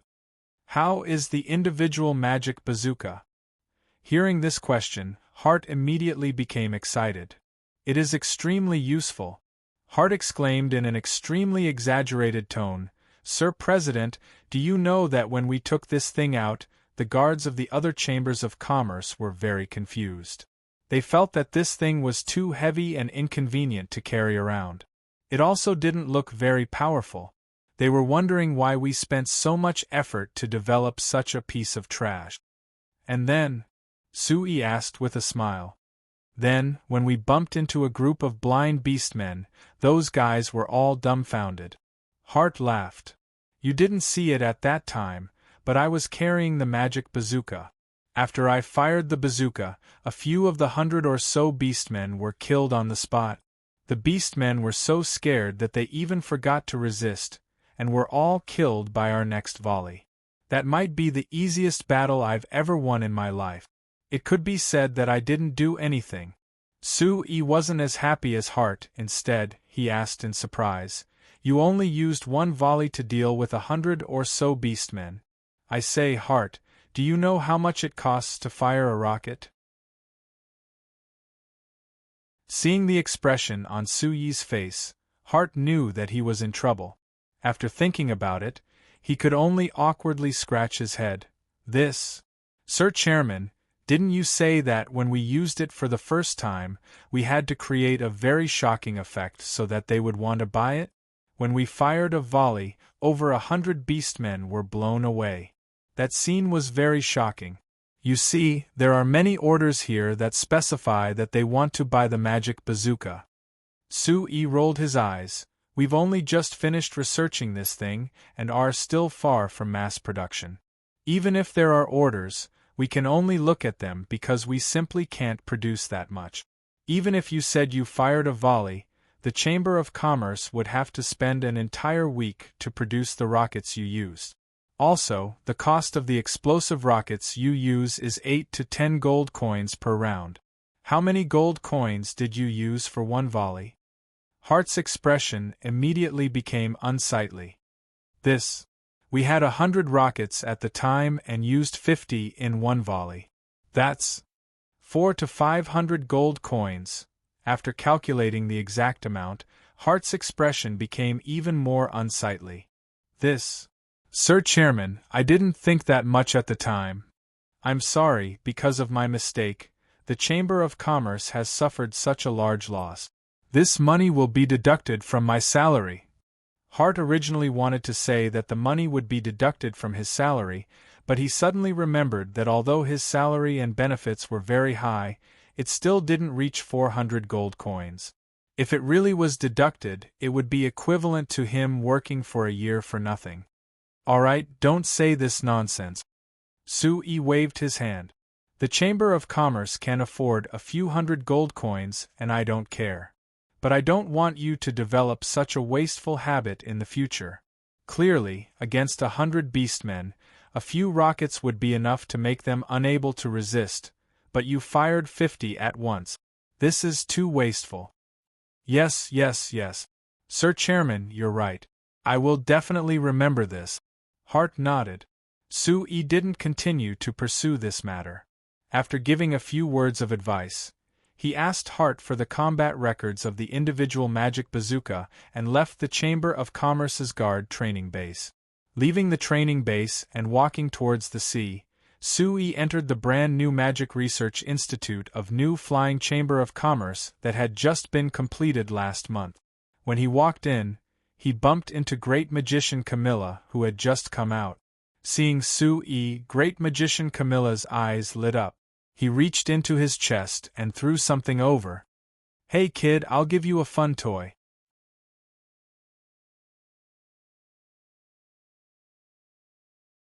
Chapter 552. Sui was confused as he reached out to catch it. He found that Great Magician Camilla had thrown him a black metal box that was around 20 centimeters long and 5 centimeters thick. This metal box felt very light in his hand. It should have been made from the new super light rare earth alloy developed by the Steel Smelting Center. Not only was this new rare earth alloy very light, it was also very hard. At the same time, it had very good magic penetration. If a magic array was attached to this new rare earth alloy, the effects of the magic array would be much better than if it was attached to normal metal. Now New Flyer's magic machines were gradually using this new rare earth alloy as the core of the magic array, upgrading all their products. The new generation of bladeless adaptive magic fans that would be released this summer, the core of the magic array would be made from this rare earth alloy. According to the results of the Academy of Magic's tests, because of this change, the magic output of the new magic fan had increased by 17%. It was even better than directly increasing the power of the magic array by a grade. Because there weren't many rare earth ores from the Mirando Duchy, naturally there weren't many rare earth alloys that could be smelted. New Flyer was very careful when using these rare earth alloys, even being stingy. Other than using them to make power components, they only used a small amount for magic experiment. Great Magician Camilla was a special researcher of the Academy of Magic, so he had the right to use the materials of the Academy of Magic, but of course he wouldn't randomly use them. Then, what was this metal box used for? You'll know once you inject a bit of magic into it. Great Magician Camilla pointed at the metal box as he spoke to Sue with a smile. Is this your new magic machine? Sue was very confused because this thing didn't look like a machine at all. Try it, you'll know once you try it. Great Magician Camilla urged. Sue was a bit speechless at Great Magician Camilla's childishness as he got older. He rolled his eyes and activated his magic, injecting it into the metal box. As expected, the light of a magic array being activated could be seen from the box. However, to Sue's surprise, the light that seeped out from the gaps of the metal box was not the light of the 4 elemental spells, but a strange light purple light. While Sue was in a daze, a familiar voice came from the metal box. Sue, can you hear me? Hello? Are you there? Sue, is Grandpa with you? Steel. Sue was shocked. Although the voice was slightly different from the real person's, Sue could easily tell that this voice was definitely Steel's. Sue looked at the metal box in his hand in surprise. Could it be that this thing had a recording function? Was it possible to record Steel's voice? However, in the next moment, he realized that he had guessed wrong. Steel's voice came from the metal box again. Is that you, Sue? I heard your voice. Are you by Grandpa's side? Did Grandpa give you his magic communicator? Sue was stunned. Could it be that this thing wasn't recording and was talking to Steel in real time? Sue calmed himself and replied to the metal box. Yes, it's me. Steel, are you also holding a magic communicator? Are you talking to me in real time? That's right, how did you know? Steel's voice was a bit surprised. Did Grandpa tell you? Sue looked up at Great Magician Camilla and found that he had a bit of surprise on his face. No, Grandpa just gave this thing to me. Are you still at home? I'm still at home. Akali is also beside me. She brought this magic communicator over and said that she wanted to give you and me a pleasant surprise. Steel's voice was clearly filled with joy. This thing really is not bad. Although I'm at home, I can talk to you at any time. It's too convenient. It is indeed very convenient. But help me tell Akali that as a researcher of the Academy of Magic, she actually dared to hide the results of her research from me, the chairman. I will deduct her bonus for this month. Sue said. Based on what? Steel had just laughed when Akali's nervous and unconvinced voice sounded. Chairman, this was Great Magician Camilla's idea. He wanted to hide it from you, so if you want to deduct his bonus, you have to deduct his first. Sue laughed. I don't care. I'll definitely deduct your bonus for this month. I won't do it, Akali's voice suddenly stopped. Sue had cut off the input of magic into the metal box. Looking at the normal-looking metal box in his hand, Sue looked up at Great Magician Camilla with a face of pleasant surprise. Grandpa, how did you think of researching this thing? What kind of magic array is inside? Is there any hope of popularizing it? What is the maximum communication range of this thing? How many people can it talk to at the same time? Can it talk to different people in different frequencies? Can it set up a transfer station and more? Wait a minute. Great Magician Camilla raised his hand and cut off Sue's question. Looking over Sue with a frown, Great Magician Camilla asked with a confused look, I thought that you would be very surprised to see this new thing, but why do I find that you're not surprised at all? You even seem very familiar with it? Could it be that someone told you ahead of time? Sui laughed. He thought that cell phones were already common on Earth, so how could this simple thing that was like a walkie-talkie surprise him? But to be honest, he was indeed a bit surprised. Only, he wasn't surprised by the magic communicator itself, but rather the fact that there was a magic array that could achieve this effect. If this thing could be developed like he wanted, wouldn't it be possible to make cell phones in this world? Thinking of making a cell phone in the magical world of signs, Suyi's expression couldn't help becoming a bit strange. No one told me ahead of time, but didn't you mention to me before that you wanted to make a convenient magic machine to talk to? Sui asked back. Did I? Great Magician Camilla knit his brows to think, but he couldn't remember mentioning this matter to Sui. But this wasn't an important problem. Compared to this, he cared more about the problems Sui had just mentioned. There's a small spatial magic array inside. This array is originally a transport array, but after some research, I changed it into a magic array that can only transmit sound through space. Great Magician Camilla said. Spatial array? Sui took a deep breath. Spatial magic was something that one could only learn after becoming a great magician. Moreover, even for a great magician, spatial magic was very hard to learn. The degree of control a great magician had over spatial magic almost represented their own strength. Teleportation arrays were one of the most difficult spatial magic arrays to create. Before this, most of the magicians in signs used transport arrays to create transport arrays, using them to transport people. But a complete transport array was very hard to build, and it was also very hard to maintain. So in the entire signs, there were only a few countries that had less than 20 transport arrays. Even the Sky Castle, where the headquarters of the Guild of Magic was located, only had 2 teleportation portals. It wasn't surprising that Great Magician Camilla could control transport arrays, but he could actually change them, turning them into a transport array that could only transmit sound. This was just too shocking. Sui wasn't a great magician yet, so he couldn't control spatial magic. He couldn't understand how Great Magician Camilla did it at all. But this didn't stop him from understanding how hard it was. The cell phones on Earth were able to make calls because they used sophisticated electronic devices to compress the sound and transmit it through radio waves before finally turning it into sound on another cell phone. There was no need to describe the complexity of this. On Earth, the birth of a cell phone required countless research results and mechanical research to pave the way. But here, Great Magician Camilla had actually changed a magic array and completed this research. This really made Sui feel that this was unbelievable.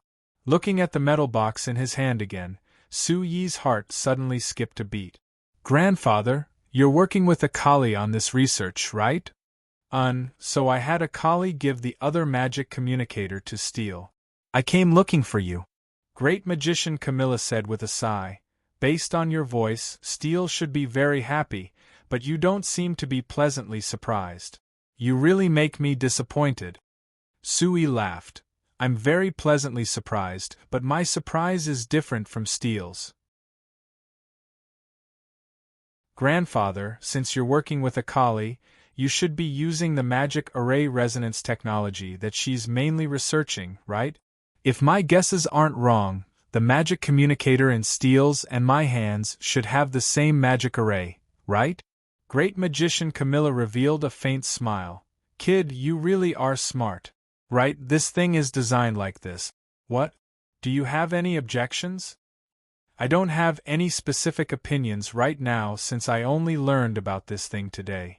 Sui shook his head and said with a sigh, but grandfather, you never would have thought that this thing would have such a large effect on the world.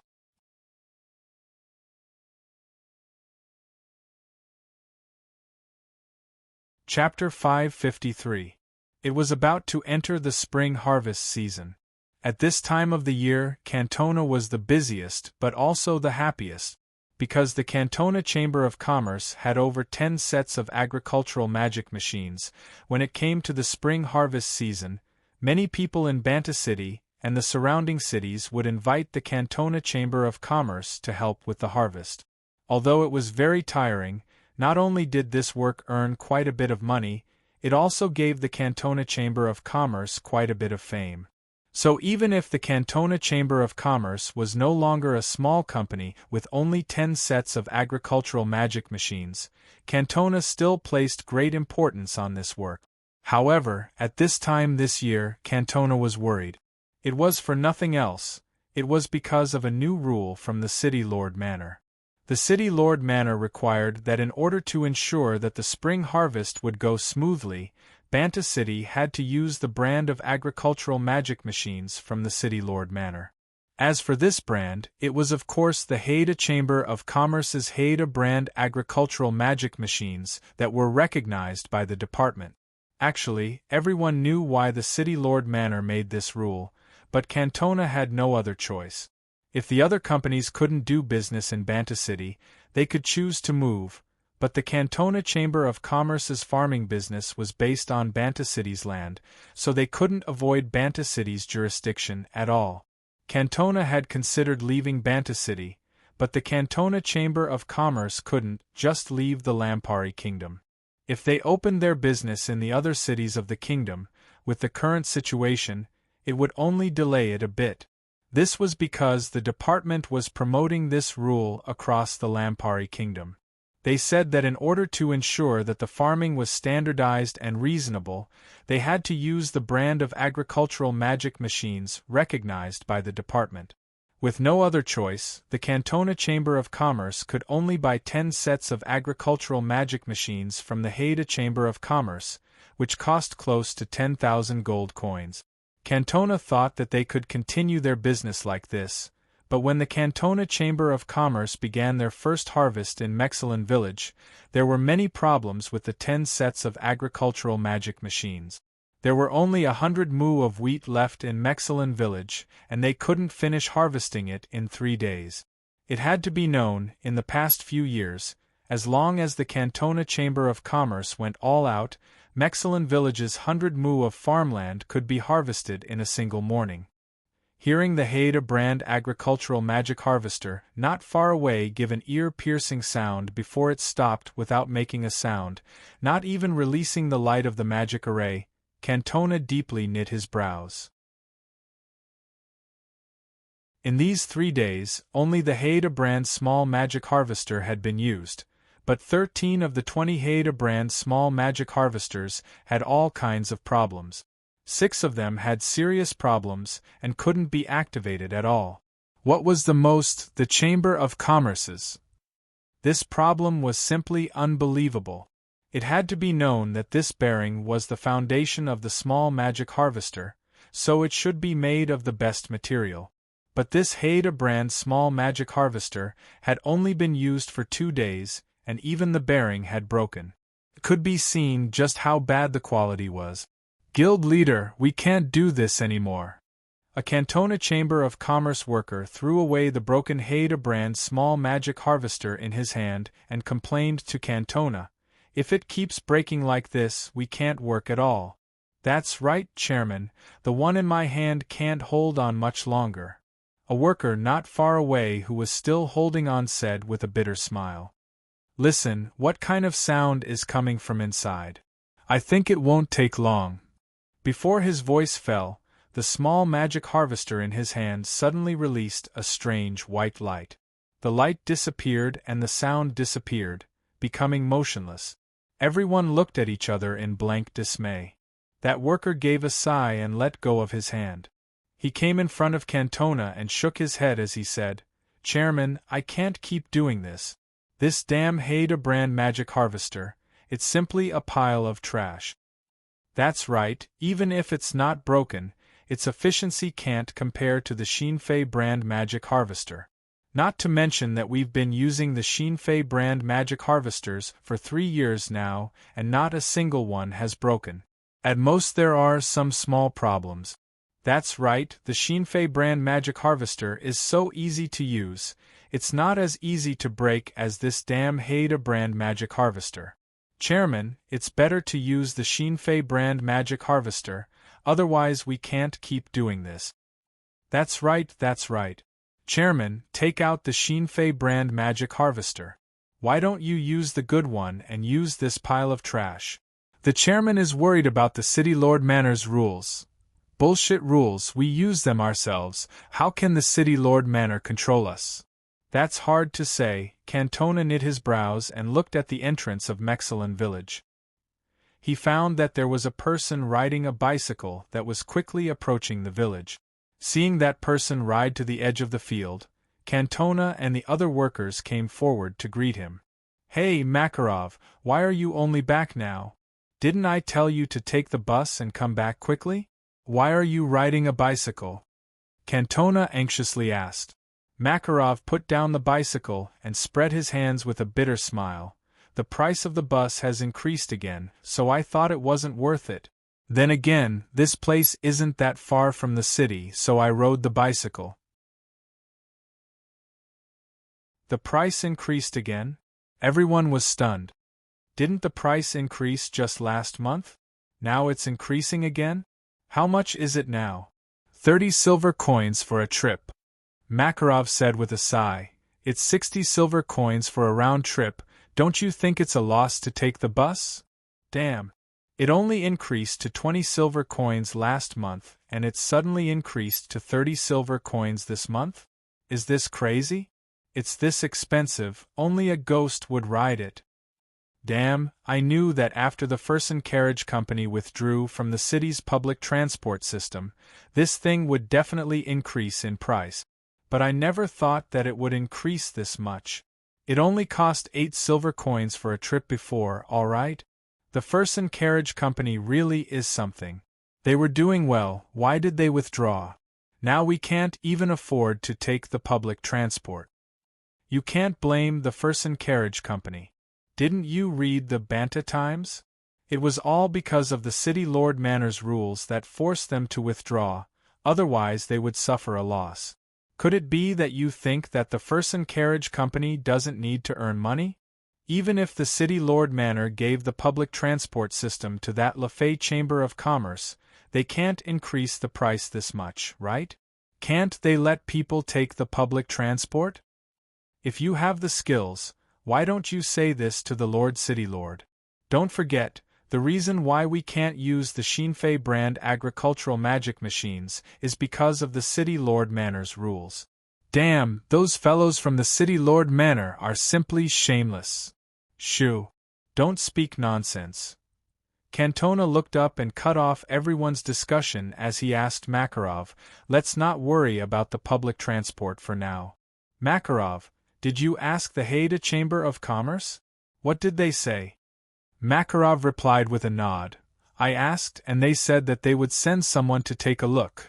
Then they didn't say when they would send someone to fix it? Cantona asked. I also asked this and they said that they could fix it, but they wanted us to pay for it. They still want to pay for it. Everyone was stunned. Is there a mistake? These agricultural magic machines have only been bought for less than a month, all right? They should still be under warranty, but they actually want us to pay for it? That's right, isn't this too much? The new flyer promised to fix it for free for half a year and selectively for free for 3 years. This damn Haida Chamber of Commerce, they can't even fix it for free? Is this how they do business? Alright, what kind of broken thing are you comparing the Haida Chamber of Commerce to the new flyer? Aren't you afraid that Chairman Su will be angry?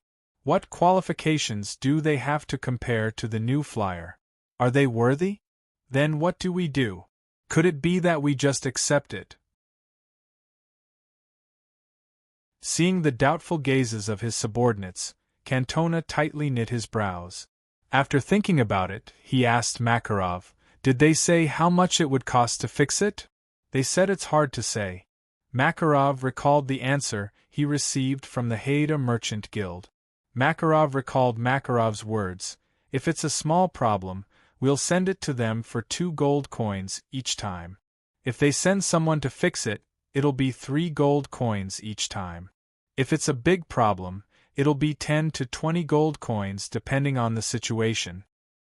Hearing this answer, the surrounding workers couldn't help cursing again. Of the 20 Haida brand magic harvesters in the field, 15 of them were broken and there wasn't a single one that seemed like a small problem. This meant that to fix all 15 of them, the Cantona Chamber of Commerce would have to pay close to 200 gold coins just to fix them. "Chairman, I feel that even if these broken things are fixed, they'll break again soon. Moreover, with this efficiency, we won't be able to harvest that much." "That's right, if we keep using them, we won't be able to make enough money to fix them. But if we don't use them, what will we do this year? What do we do? It's clear that we can't keep doing this. We won't do it if we can't keep doing it? This is the most basic business of our company." The group once again looked at Cantona. At this time, it was up to him as the chairman to make the decision. Cantona couldn't help giving a bitter laugh. How could he not be troubled right now? It was very clear that if they kept using these Haida brand magic machines, the final result would be that they wouldn't be able to make enough money to fix them. But if they didn't use them, it meant that they would give up on the most basic and stable business of harvesting farmland. The only way to solve this problem was to use the Shinfei brand magic machines again. But with the rules of the City Lord's manor, he didn't dare go against them. "If I knew this earlier, I would have listened to Old Man Sarkozy's advice and learned from the other companies, giving up on the Lampari Kingdom. Anyway, the kingdom has already been turned into a mess by those fellows, we can't stay here anymore." Cantona gave a sigh in his heart. After thinking about it, he shook his head. When he was prepared to have Makarov go to the Haida Chamber of Commerce and invite the other side's maintenance staff over, he looked up and found a pure black magic sedan driving over from the entrance of Mexelen village.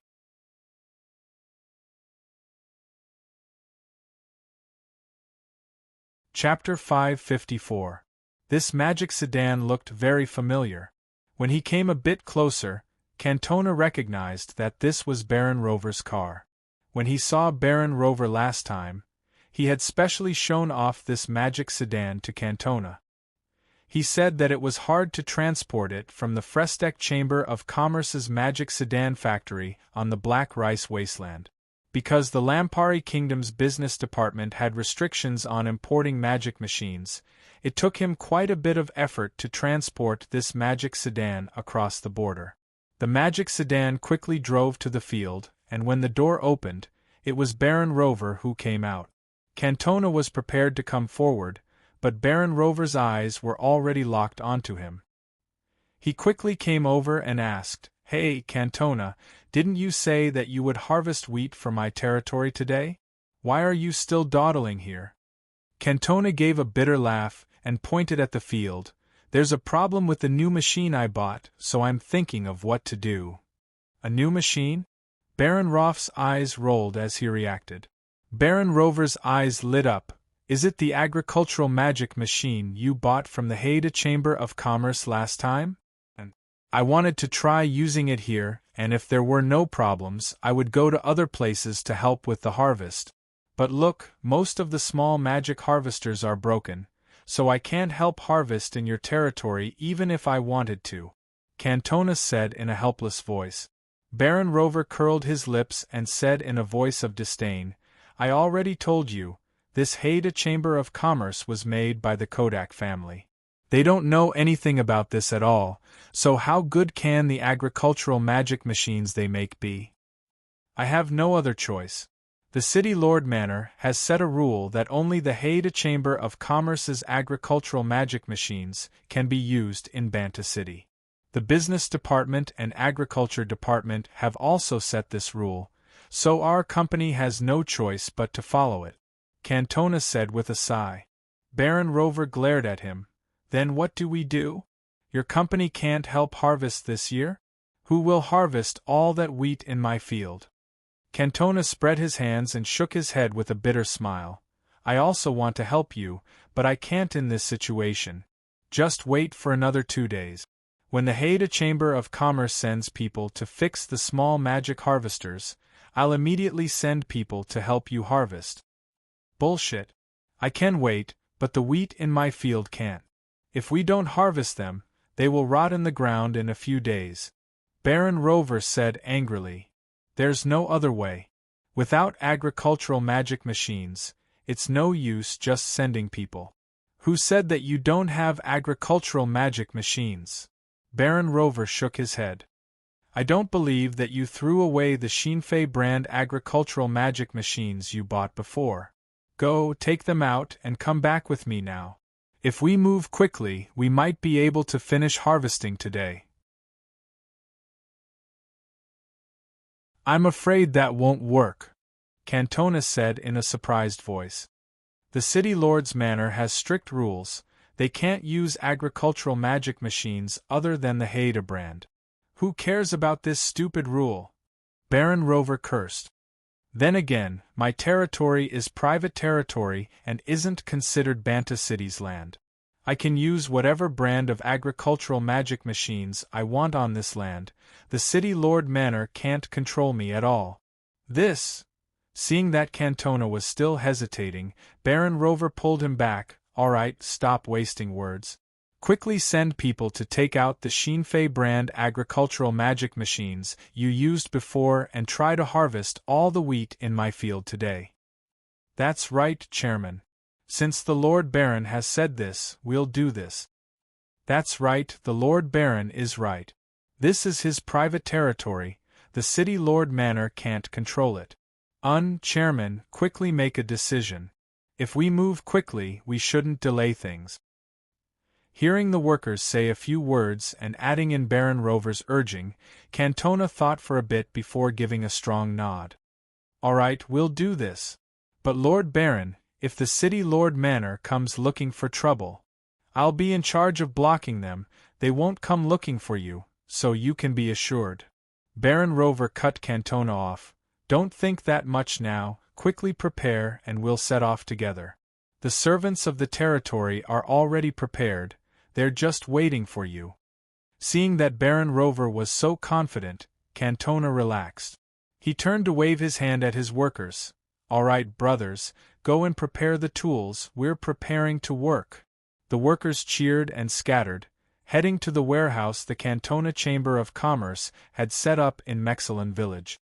Taking out the Xinfei brand agricultural magic machines that had been sealed because of the ban, everyone was filled with confidence.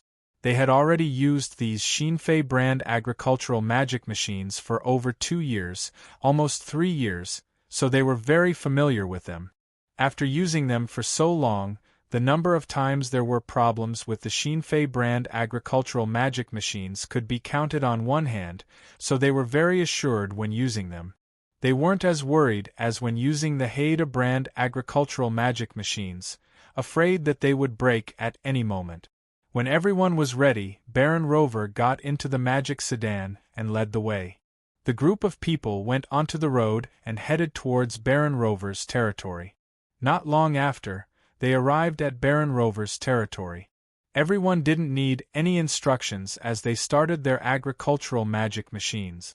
They drove into the fields that were already filled with golden wheat and began harvesting it. This scene happened every spring and autumn, so whether it was Baron Rover, Cantona, or the workers of the Cantona Chamber of Commerce, they were all very familiar with it. Because they were using the familiar and easy-to-use Frestec brand agricultural magic machines, the efficiency of the workers instantly returned to normal. In just over an hour, they had harvested most of the wheat on Baron Rover's less than 10 hectares of farmland.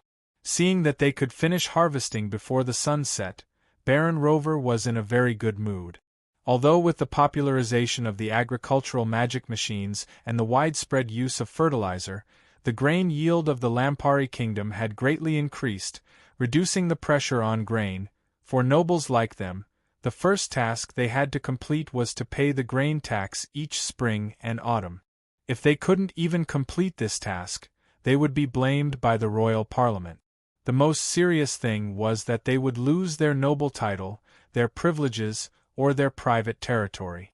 So even if Baron Rover had enough money to buy enough grain to pay the tax, he still placed great importance on the farmland in his territory. No matter what, being able to solve the most important problem by farming was much more convenient. Cantona was also in a good mood. Seeing his subordinates skillfully harvest with the Xinfei brand agricultural magic machines, it meant that the Cantona Chamber of Commerce was still the Cantona Chamber of Commerce from before, and there weren't any problems. The only thing he needed to worry about was the damn rules of the City Lord's manor. But what Cantona never thought was that the thing he was worried about would quickly become a reality. When the sun was close to the horizon and the wheat in Baron Rover's territory was about to be harvested, there was a medium-sized magic passenger car and 2 medium-sized transport magic cars that came from the road to Baron Rover's territory, stopping by the side of the field. When the car stopped, there were several men wearing the City Lord's Manor logo that jumped out of the magic passenger car. From the back of the 2 medium-sized transport magic cars, there were several dozen fully armed city guards that jumped out. Those men who looked like staff of the City Lord's Manor walked towards Baron Rover and Cantona. The several dozen city guards walked into the field and ordered the workers of the Cantona Chamber of Commerce who were using the agricultural magic machines to stop. Seeing this, Baron Rover flew into a rage. He roared at the staff of the City Lord's Manor, "What do you want to do? This is my territory, how dare you act recklessly?" The leading staff member of the City Lord's Manor had a serious look as he said to Baron Rover with a serious look, "Baron Rover, we've received a report that there are people using agricultural magic machines that aren't of the designated brand to harvest on your territory. This goes against the rules of the City Lord's Manor, so we came to stop this." Bullshit. Baron Rover was furious. Baron Rover was filled with rage. "This is my territory. I can do whatever I want. What does the City Lord's Manor's rules matter to me? Based on what do you care?" The staff member's expression didn't change. He reached into his chest and took out a document for Baron Rover. "This is the newest rule of the kingdom's royal parliament. In order for the spring planting to go smoothly, all the nobles of the kingdom are required to cooperate with the City Lord's Manor and follow the rules of the City Lord's Manor. Baron Rover, please cooperate with our work." Baron Rover took the document and found that it really was a decision of the royal parliament, so he was a bit surprised. Didn't the royal parliament always preach that nobles should have various privileges? Why did they suddenly change this time? Ignoring the confused Baron Rover on the side, the staff member looked at Cantona and waved his hand. "Do it." The city guards who had charged into the field immediately made their move. They drove away the Cantona Chamber of Commerce workers and reached out to control the agricultural magic machines. Based on their appearance, they were prepared to steal all the Xinfei brand agricultural magic machines. Cantona was shocked and angry, loudly asking the staff member, "What are you doing? Based on what are you taking our things?" "Your things?" The staff member gave a cold laugh. "Your Cantona Chamber of Commerce has openly violated the rules of the City Lord's Manor, using other brands of agricultural magic machines. Other than confiscating the other brands of agricultural magic machines, your Cantona Chamber of Commerce will also be investigated by the City Lord's Manor. I'm warning you, if you don't cooperate, I have the right to take you in right now." Cantona was filled with rage, but he was only a commoner. He didn't dare go against the people sent by the City Lord's Manor, so he could only look at Baron Rover for help. Being provoked by the expression on Cantona's face, and being angered by the staff member's arrogant attitude, Baron Rover couldn't care less as he roared out, "All of you stop for me. This is my private territory. You have to get my permission to do anything here. I don't agree to you doing this right now. All of you stop for me." The city guards stopped as expected, but they all looked at the staff member. The staff member looked at Baron Rover and chuckled. "Lord Baron, please take care of yourself." Baron Rover's neck stiffened, Who do you think you are, daring to talk to me like this? If you have the skills, have City Lord Camadou talk to me." The staff member shook his head and ignored Baron Rover, waving his hand at the city guards again. The city guards moved again when they saw this, and the Cantona Chamber of Commerce workers finally couldn't help charging forward. These Xinfei brand agricultural magic machines had been used by them for several years, so they already had feelings for them. Now that they had been stolen by someone, how could they take it? Not to mention that Baron Rover was supporting them, so if they didn't take this chance to steal them back, when the city guards really stole the Xinfei brand agricultural magic machines, how could they take them back? Both sides began to argue. Although the city guards were ordered to come, they didn't dare make any heavy moves, so both sides were entangled.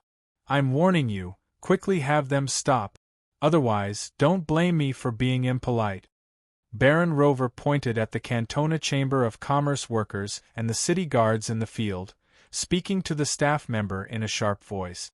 The staff member gave a cold laugh.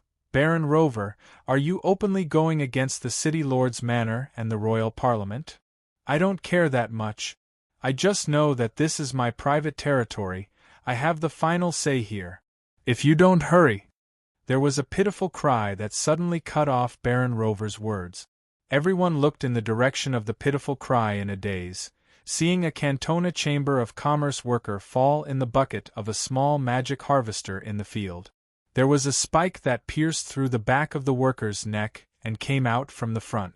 Blood instantly dyed the entire field red.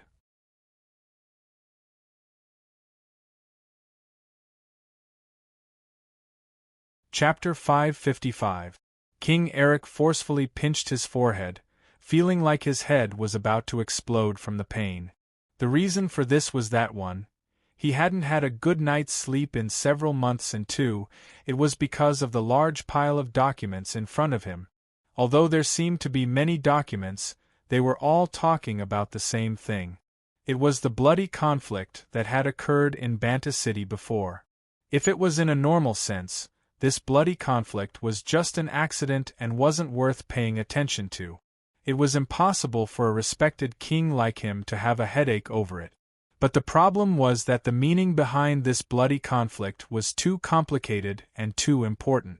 It created a backlash from the people of the Lampari Kingdom, which was why it became this serious.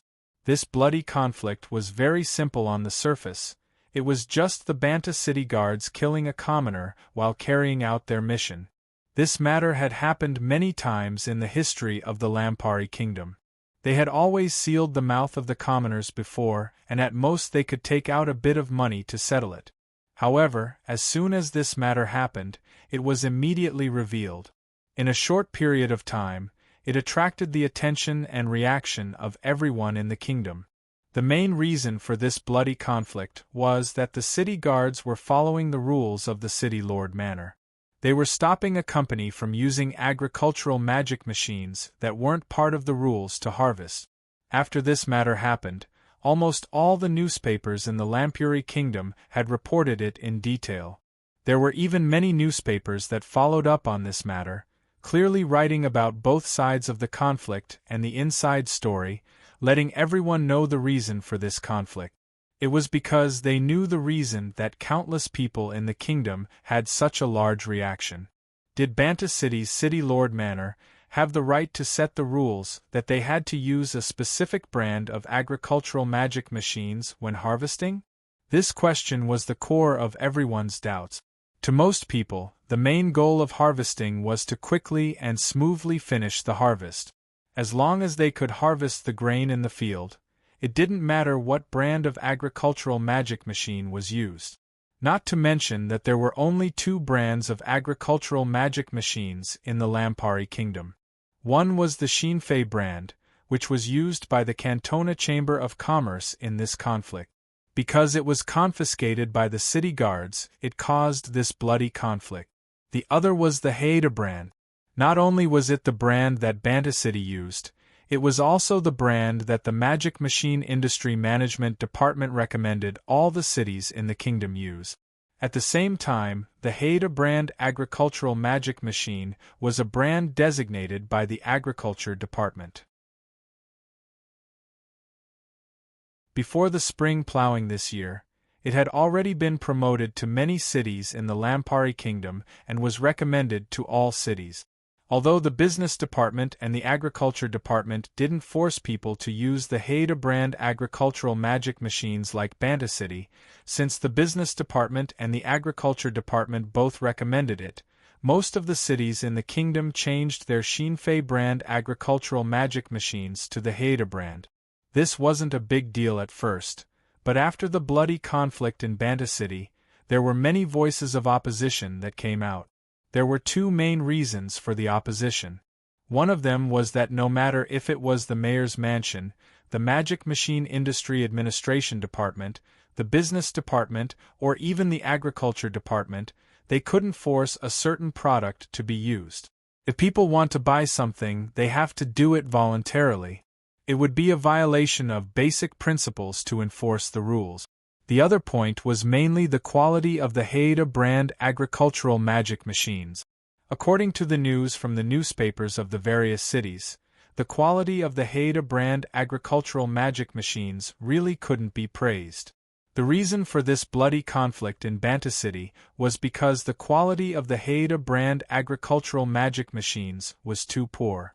Most of the 20 small Haida brand magic harvesters the Cantona Chamber of Commerce had bought were broken, so they were forced to violate the rules of the City Lord Manor and use the Shinfei brand agricultural magic machines. The City Lord Manor wanted to enforce the rules, so they had a conflict with the workers of the Cantona Chamber of Commerce, causing this tragedy. If the quality of the Haida brand agricultural magic machines was a bit better, how could this have happened? Moreover, other than Banta City, the performance of the Haida brand agricultural magic machines in the other cities was also very bad. The newspapers of the various cities reported that there were all kinds of problems with the Haida brand agricultural magic machines in their cities, making it impossible to harvest normally. There were many cities that had problems with the Haida brand agricultural magic machines, so they had no choice but to use the Shinfei brand agricultural magic machines again, making it in time for the spring harvest. Otherwise, the grain yield of the Lampari Kingdom this spring harvest would have been greatly affected because of this. In most of the newspapers, there were strong condemnations of the Haida Chamber of Commerce. Countless people questioned the Haida Chamber of Commerce. Why was it that after receiving the complete technology from the Frestec Chamber of Commerce and receiving the support of the Magic Machine Industry Management Department, the Haida Chamber of Commerce could only make such low-quality agricultural magic machines? Not to mention comparing it to the Shinfei brand agricultural magic machines, they should at least be able to use them normally, right? But there were some newspapers that raised another point of view. It was an indisputable fact that the quality of the Haida brand agricultural magic machines was bad, so of course the newspapers wouldn't forcefully explain it. They threw the problem onto New Flyer, saying that it was because New Flyer didn't give the technology to the Haida Chamber of Commerce that the quality of the Haida brand agricultural magic machines wasn't good. New Flyer didn't give the technology to the department and chose to break off the cooperation, leaving a mess for the department and the 10 companies represented by the Haida Chamber of Commerce. The fact that these 10 companies were able to produce complete magic machines was already a testament to their hard work.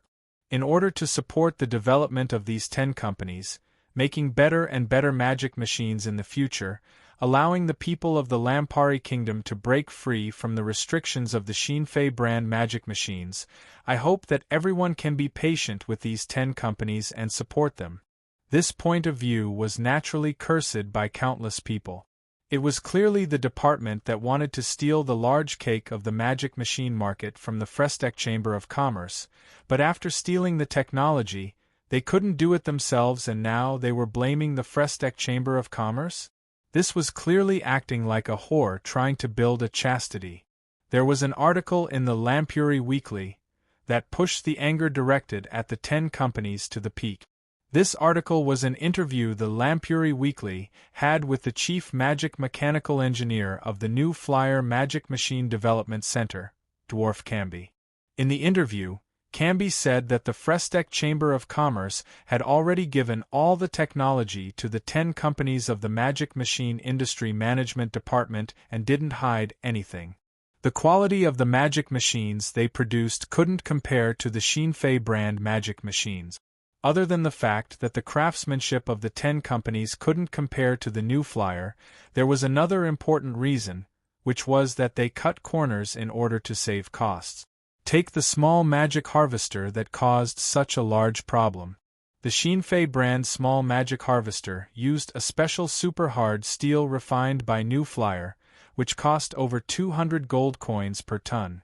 As for the Haida brand small magic harvester, it used a low-quality steel refined by one of the 10 companies, the Detroit Chamber of Commerce. Whether it was in terms of hardness, toughness, wear resistance, or corrosion resistance, they were all inferior to the special steel used by the Xinfei brand small magic harvester. The price per ton was estimated to be no more than 50 gold coins. The most common problem with the Haida brand small magic harvester was that the parts were damaged, and the most serious part was the shaft breaking, which was because the quality of the steel was too low. In the report published in the Lampuri Weekly, there was a list of detailed data given by Camby. It compared the Xinfei brand small magic harvester to the Haida brand small magic harvester. Although the data was very boring, it was very clear. Comparing it, there was no doubt that the Haida brand small magic harvester was seriously cutting corners, so of course the quality couldn't be good. When this conclusion came out, other than a few newspapers that doubted the data given by Camby, no one said a single good word for the Haida brand. So in less than a month after the bloody conflict in Banta City, there was a wave of activities in the Lampari Kingdom to boycott the Haida Chamber of Commerce. All the cities in the kingdom announced that they would no longer use the agricultural magic machines produced by the Haida Chamber of Commerce. After this, these activities developed into boycotting the magic machines produced by the 10 companies of the Magic Machine Industry Management Department. To everyone, they were also one of the 10 companies of the Magic Machine Industry Management Department. If the Haida Chamber of Commerce's magic machines were this bad, the magic machines produced by the other companies would be the same. Before this, there were already many voices of opposition to the quality of the magic machines produced by the other merchant guild. Now, they were just using this opportunity to expand their influence. The documents in front of King Eric were documents sent by the city lord manors of many cities.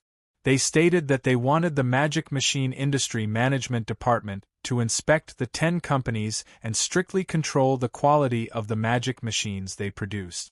Otherwise, there would be many cities in the kingdom that would refuse to import the magic machines produced by these companies. Among these documents, there were some that were even more direct.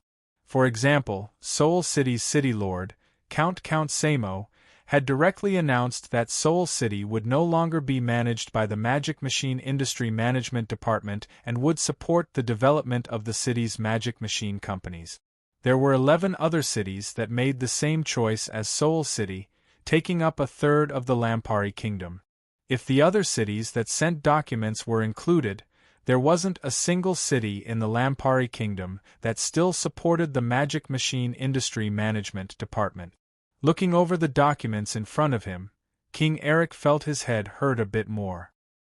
He couldn't help knitting his brows and cursing in a low voice before feeling a deep sense of helplessness.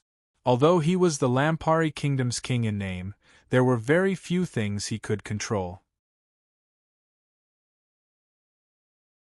Not to mention changing the attitudes of the cities and the nobles that protested, even if it was the Magic Machine Industry Management Department, the Business Department, and the Agriculture Department that were under his command, he couldn't influence a single one of them. If Seveni was the king back then, and she had the support of Sue and the New Flyer, wouldn't she be much better off than me? Hearing the familiar footsteps of Duke Stagg outside the door, King Eric revealed a bitter smile. You're tuning in to the Phoenix Knights YouTube channel. Don't forget to subscribe and join us on this journey to catch the most captivating stories.